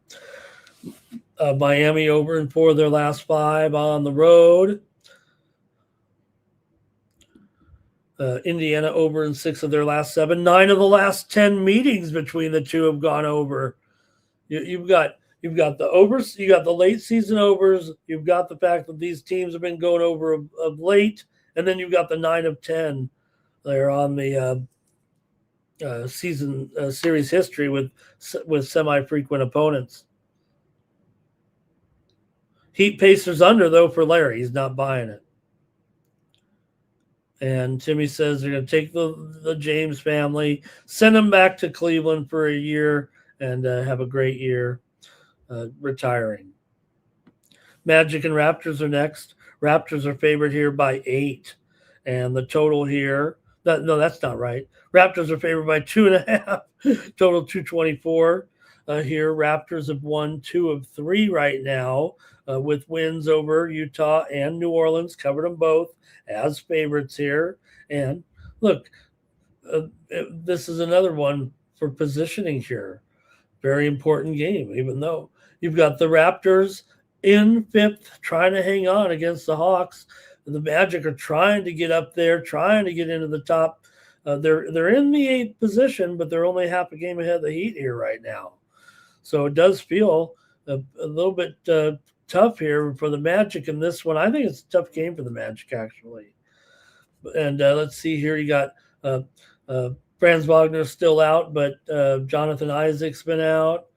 What are the current injuries here? Jackson Davis questionable for Toronto. BI is questionable as well. Murray Boyles can't get healthy. Quickly is out. Quickly is definitely out here for Toronto. So they feel like the more injured team here anyway. But Orlando, they just snapped a losing streak by beating the Kings. Whoop-de-doo.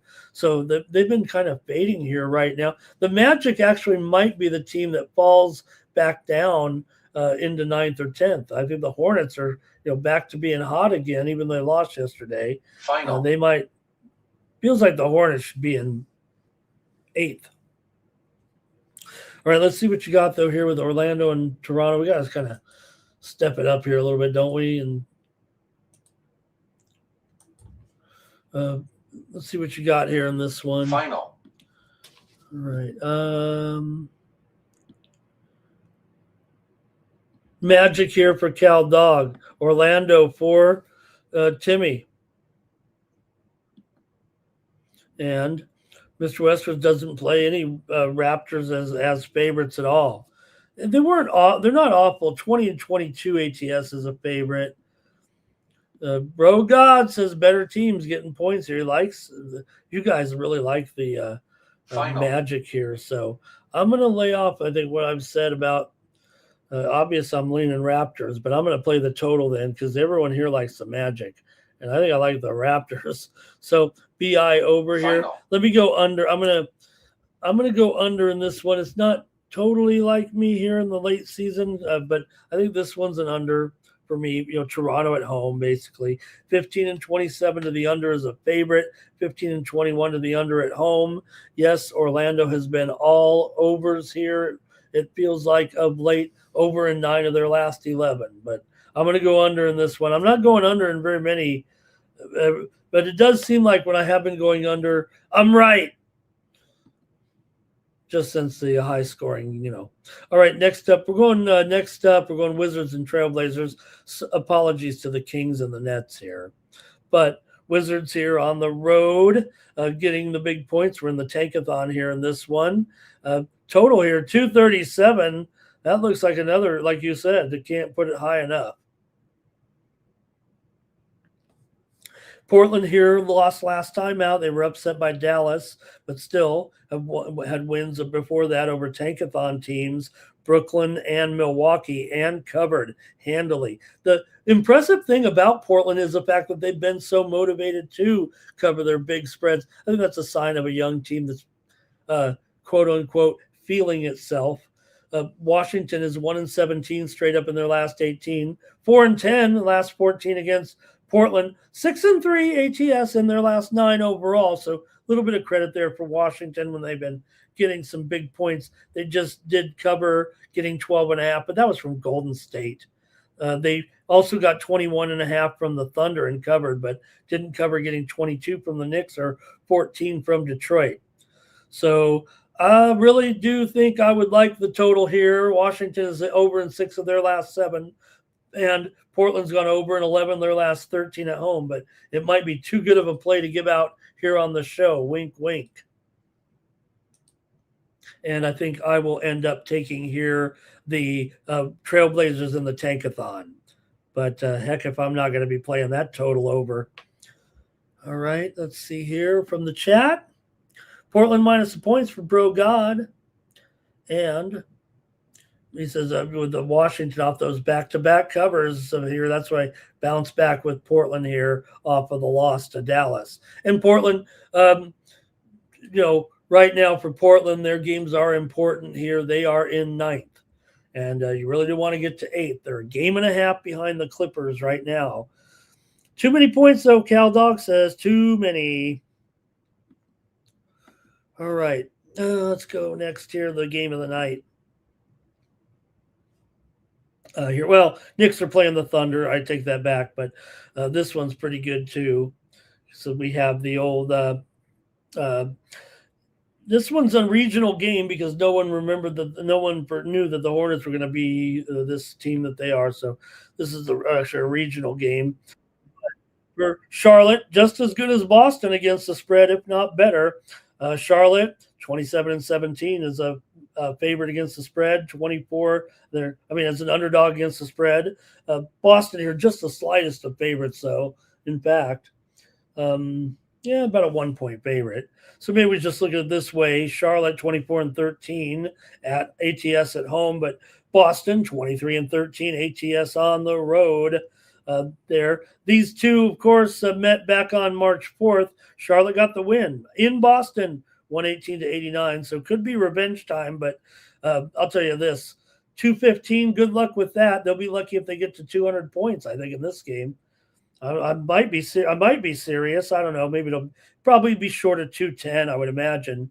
These two teams are, pretty much the biggest under teams in the league in their biggest under roles. You got two teams combined here for 54 and 93 to the under. Could you imagine that? 54 and 93 to the under combined. Not only that, Boston 12 and 24 to the under on the road, 18 and 35 to the under as a favorite if they are favored. Charlotte 12 and 25 to the under at home. I mean, geez.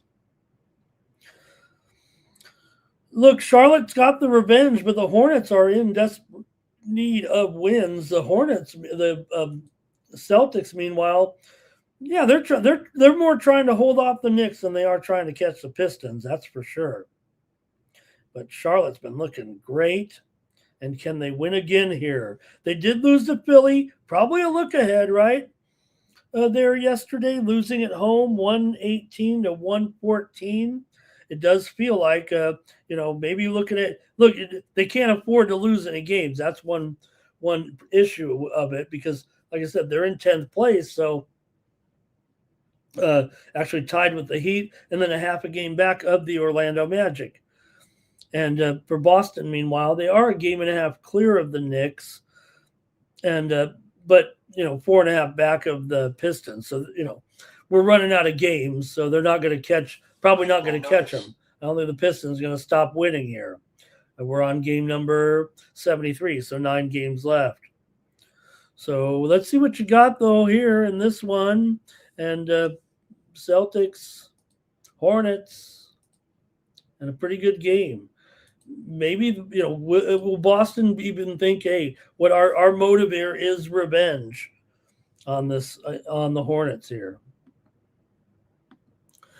All right, here it is with Cal Dogs on the Celtics. Larry took the under back in that Blazer game. Timmy's on the Celtics money line. Mr. Wesker's on the Hornets here. And Timmy loves he thinks so. Well, I don't know if he's saying it'll be a high-scoring game. He likes the jump shooting here. He likes the shooters. And Mr. Wesker's never a fan of LaMelo. This is where Mr. Wesker's and I just don't see eye to eye. I mean, I'm a LaMelo fan. Timmy says it's going to be chucking him up big time here. Larry's on the Celtics. And you know what? I'm on the Celtics too. I'm not calling it the revenge factor necessarily. I'm kind of thinking this line just looks a little bit light to me here. Now, the injury report does list here Tatum is questionable, but feels like he should be in. Jaylen Brown does have that Achilles injury. You wonder if he's really going to make this lineup here. That's a concern. Queta, questionable. White, questionable. They have guys out. They're definitely out. But I'm playing the fact that I think everybody says they need to see a lineup. Well, here I am. It's 5 a.m. East Coast time. I got to make a decision now. I say enough of these guys are in the game to make enough of an impact, and I'll also be getting a better line than what will happen once a couple of these guys are officially ruled in. But I'm worried about Brown. Achilles injury, you're probably not going to force anything there, right? Okay, let's continue on here. We got to get through these games. We've got the Rockets here taking on the Pelicans. Well, pretty good game here. I mean, we think about the Pelicans here. Okay, they've lost 4 in a row, but they've covered several games here of late. Now, they did just get beat pretty bad by Detroit and Toronto, but spread-wise, they're like one of the best spread teams going here of late. Talking about the New Orleans Pelicans. Pelicans have covered 9 of their last 12. Houston's gone 1-8 against the spread in their last 9. 0-7 against the spread on the road. New Orleans gone under in 7 of their last 9. 10 of the last 15 matchups have gone under between these two teams. Might be too easy to just take the Pelicans here plus the points. Yes, they're in the tankathon, but they show no signs of wanting to not try very, very hard. Maybe now with the 4 straight losses, they have failed to cover 3 of 4, but you're dealing with a Houston team that's really one of the biggest right now, not covering anything, not looking great. They've won 6 of the last 7 meetings, and they've won some games here. They beat Memphis, beat Miami, beat Atlanta, but having trouble covering some spreads here right now. So let's see what you have here in this one. Again, don't want to take too many unders here at this point of the season with some of these teams, but see what you got here in this one. Anytime the Rockets are involved, let's go to the chat. All right, Hornets and the points for Timmy back on that other one. Here's Rockets are an auto fade for Bro God. I can't disagree with that. Houston might lose. Mr. Westwood says they look like they're a tankathon team the way they're going. And over for Cal Dogs. Can't trust the Rockets, of course, here right now. And I'm going to take the under, though. I'm not going to go against Cal Dog. I guess I am. And again, I'm probably going over on every game where I didn't take the under. I'll tell you that. Give me the under, though, in this one. All right, we got a couple more here. The big game of the night, Knicks and Thunder here. This one's on Peacock. Knicks did lose, of course, last time out there to Charlotte, 114-103. But, hey, that's Charlotte, man. Snap that winning streak. OKC's off of a win over Chicago, 131-113. They look confident in that game. Look like they wanted to cover there, especially after the loss to Boston, I guess. So let's see, though, what you think with these two. And look, you got the Knicks here. It's funny, come on, 8 points, the way the Knicks are playing right now, playing so well. Now, they are just 3-7 against the spread in their last 10, but you know what? So are the Thunder. And this one might have some under juice to it, too. I can't believe it. Oklahoma City's gone under in 9 of their last 13 coming in. Knicks are 5-9 to the under as a dog, 17-21 to the under on the road. I'm actually going to take another under here. I lied. Give me the under here in this one with the Knicks and the Thunder on Sunday night. And let's see how you guys are playing it here. Watch. Hey, the Knicks should they might cover, they might win, if you know what I mean. All right, here over. Let's see. Do we got anybody picking this game at all? Larry went with the Pelicans. Mr. West is going to fade the Thunder here. Knicks for Cal Dog. And let's see here. Knicks first half for Timmy. And Mr. Westwood's taking the Knicks also. I think I'm with you guys here. Robot Glock, you're so awesome to come in here and give us. This is our coverage of the UFL game tonight. And it is going to be Robot Glock here. This is a matchup of two expansion teams, Columbus and Orlando. And he'll take Orlando and is he off? I thought he was picking. Oh, geez. I'm on the under, Robot Glock. I'm on the under right there. Give me the under, please. There it is. I don't know if my man's going to make a video of this, but if he wants to, I don't really have a breakdown here, but I am taking the under in this game between the Columbus Aviators and the Orlando Storm. Take the under.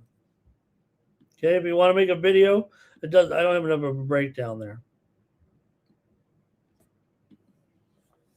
Okay, Oklahoma City money line for Larry. Timmy says, what's that? Robot's on the under also. All right, Robot.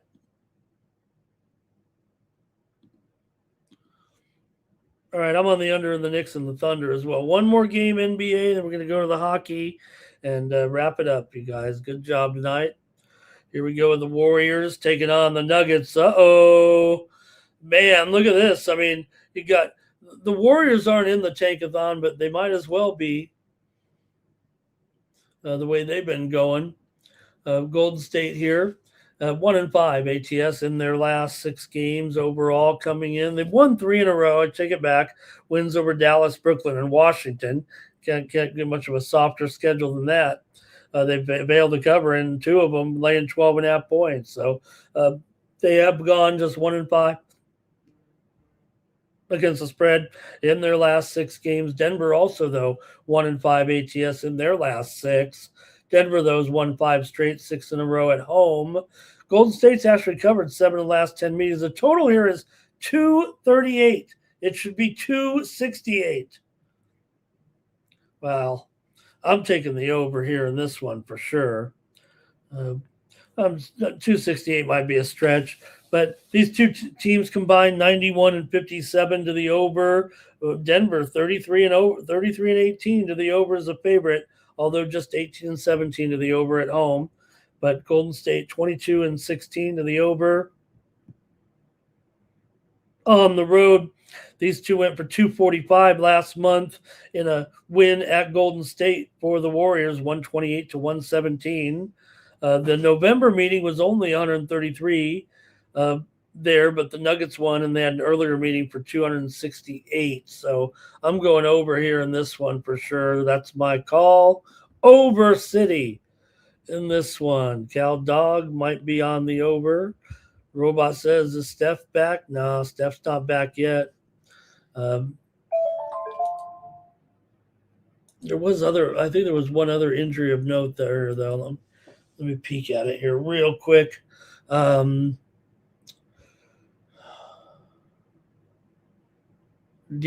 Melton is probable. The thing is here that the Warriors, all those injuries they have, the Nuggets aren't reporting any injury. They're clear. They're clear bill of health.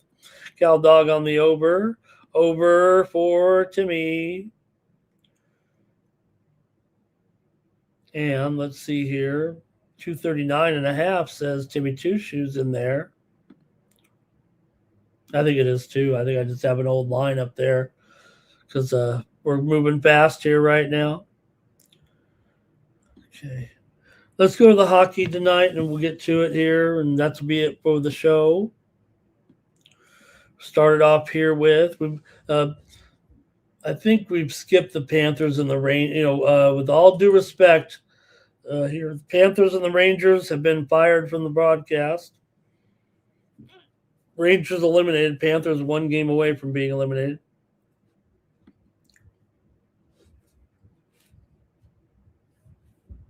Canadians and Hurricanes NHL action here for Sunday. Hey, the Rangers the Hurricanes $1.85 total, 6.5 here in this one. Carolina 46-20-6, Montreal 41-21-10. They've won 4 straight here right now, looking good. Meanwhile, for Carolina, also in a pretty good form here, just beat New Jersey 5-2. These two teams just met back 5 days ago, and it was 5-2. Montreal got the win. It was a 3rd straight win over Carolina. They might have their number. They're actually on a little bit of a run against this Carolina team. Montreal's won 4 of the last 5 meetings between the two overall. However, Montreal has actually lost 12 of the last 13 times when playing at Carolina. So Montreal wins at home. Carolina wins at home. I will say this, so back in January, Carolina did lose to Montreal here at home, 7-5 in a wild one. The 2 meetings this year have combined for 19 goals. Carolina 25-12 to the over at home. Montreal 24-12 to the over as a dog here. So let's see what you think here of this one. We got Canadians and Hurricanes in an important game too, not to mention Montreal certainly here in 3rd place in the Atlantic, And for the Hurricanes, they're in first. In the East here overall, they're tied with Buffalo, though. So still feels like an important game. And we can go to the chat, though, and see what you guys have here in this one with Canadians and the Hurricanes. I know where I'm doing here with this one. I got to go over with this one with the Canadians and the Hurricanes.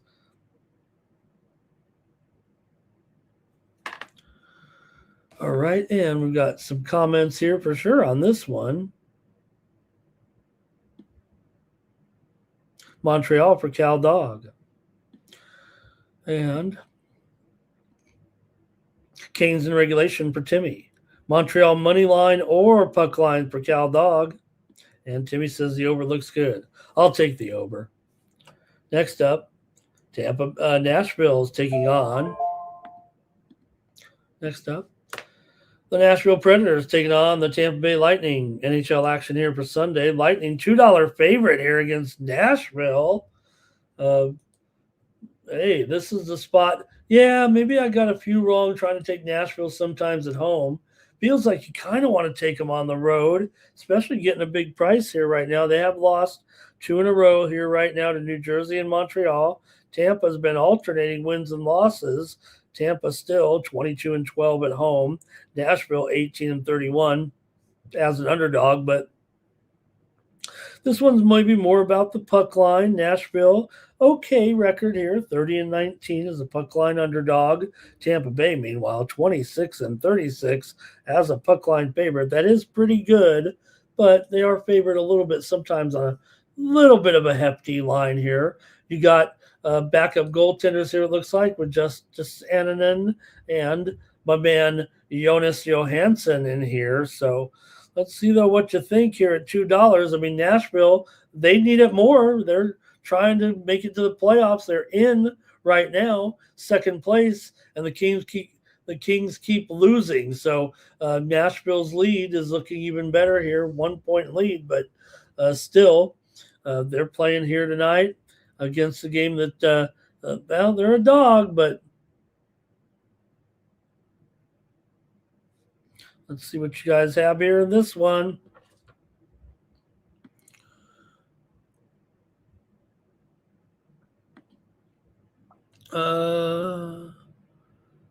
Kane, let me see here. I'm trying to find it. That's it, just this one. Nashville, money line or puck line. Cal Dog likes it to go over here. I'm going to take the Predators here on the puck line at plus 1.5, minus 120-ish here, I believe. Give me the Nashville Predators here in this one against Tampa Bay. Don't doubt Tampa Bay looking good here right now, but oh my God, the Predators are minus $1.50 on the puck line. Okay, well, too late. I'm already on them. Predators puck line here in this one.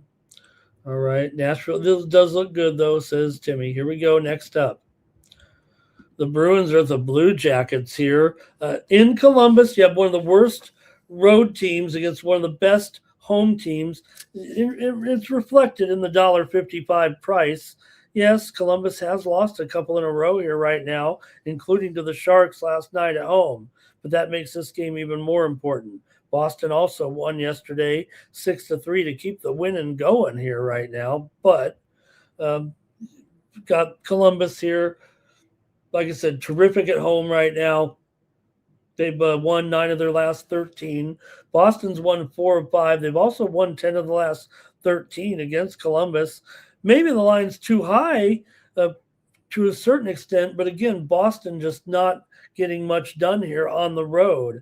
They have won a couple in a row, though, over Detroit and Buffalo. So maybe they've turned that around a little bit. Those were impressive wins, and they've been very impressive of late, beating good teams. Minnesota, Buffalo, Detroit, and Winnipeg. But for Columbus here, losses to the Sharks, the Canadians, the Islanders. They did beat Philly on the road. They beat Seattle at home here. 8 of the last 11 meetings between the two teams have gone under, but Boston's been going over here of late. This feels like a pretty good game, an important game for these two teams here right now. All right, let's see though what we're taking here in this one with Boston there plus money, but man, this Columbus team at home. I'm gonna have to lay $1.55 here. That's about as large as I can get, but I'm still gonna do it here. Big card. I want to take a favorite, and I'll do it here with Columbus. It's pretty square. I don't know. Maybe it isn't square. It's square to the effect of that it's a pretty high price, right? Probably a little too high.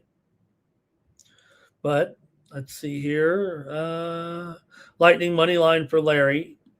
Oh, I'm on this game. Cal Dog, Blue Jackets home win. Plus money for the Bruins, maybe for Moon Man. And Timmy Choo Shoes. Well, I can. Okay.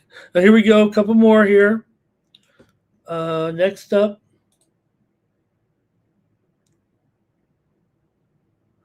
We're going to the last game. Yeah, we're skipping the Blackhawks and the Devils. Believe it or not, Devils are not going to make up 11 points, in my opinion, and pass up 4 teams to make the playoffs. And we know that the Blackhawks aren't going to the playoffs, so those teams have not been eliminated. But tonight could be the night. I think. Here we go. Stars and Flyers to wrap it up. Stars on the road here, but possibly DeSmith here in goal against Sammy Urson. Dallas has been struggling. They did just win, however, finally last time out against Pittsburgh last night, 6-3 to snap that losing streak. Meanwhile, Philadelphia was impressive again. They were on the road, but they won again. And man, they're playing good right now at the right time. And I don't know if you can not take an underdog right now that is playing decent like the Philadelphia Flyers here. They've been hanging in here every single game right now and been winning a lot of them too. Beat Detroit, beat Chicago, beat San Jose, beat LA. Did lose to Columbus at home, but still Philadelphia 16-12 against 16-12 at home. Dallas, one of the best road teams in the league, one of the best teams in the league, period. But I'm taking the Flyers here, plus money at home to wrap up the show. All right, here we've got Stars in the over parlay for Cal Dog. Timmy says Stars regulation, Stars to spank them, and Philly's got tired legs. They both played yesterday, though.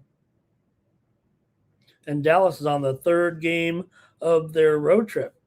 That's it for Night Moves. Thank you, everybody. Really appreciate it. We should get on out of here. I don't think we have anything we can rattle on or talk about here at the end of the night. We'll just be back tomorrow with more Night Moves, preview the Monday action, Major League Baseball, NBA, NHL. And don't forget, we got the other tournament, the other college tournament here coming up after the, I think it's after the NCAA tournament or right the day that it ends there in the college basketball crown coming up here. Don't forget that tournament. You know, that one day it'll be better than the NCAA tournament. You can go watch the college basketball crown. Teams that will be playing here in the college basketball crown as the tournament gets underway on April 1st, Oklahoma versus Colorado, Baylor versus Minnesota, Stanford versus West Virginia, Rutgers versus Creighton. So you can see the type of tournament we're going to have here. And then the finals, of course, here at T-Mobile Arena. The whole tournament's here in Vegas, by the way. They start the quarterfinals at the MGM Grand Garden and then move to the T-Mobile Arena for the semifinals and the finals. It's an 8-team bracketed tournament here at the college basketball crown. They really do have quite a criteria. The automatic bids are offered to the top 2 available teams in net rankings from each of the conferences. So it ended up being the 3rd team from the remaining teams of the Big East. Of course, some of them are default, went to the other tournaments, but Minnesota and Rutgers in there, Baylor and West Virginia we mentioned. So and Colorado's done this tournament before also. The 3 teams that declined the bid were Cincinnati, Indiana, and Seton Hall. All right, that's going to do it here for the show. Thanks a lot, everybody. And have a great rest of your morning, and we'll see you here tomorrow. Larry took the stars. That's going to do it. For the Tony's Picks YouTube channel, I'm Ramon Scott. So long from Las Vegas.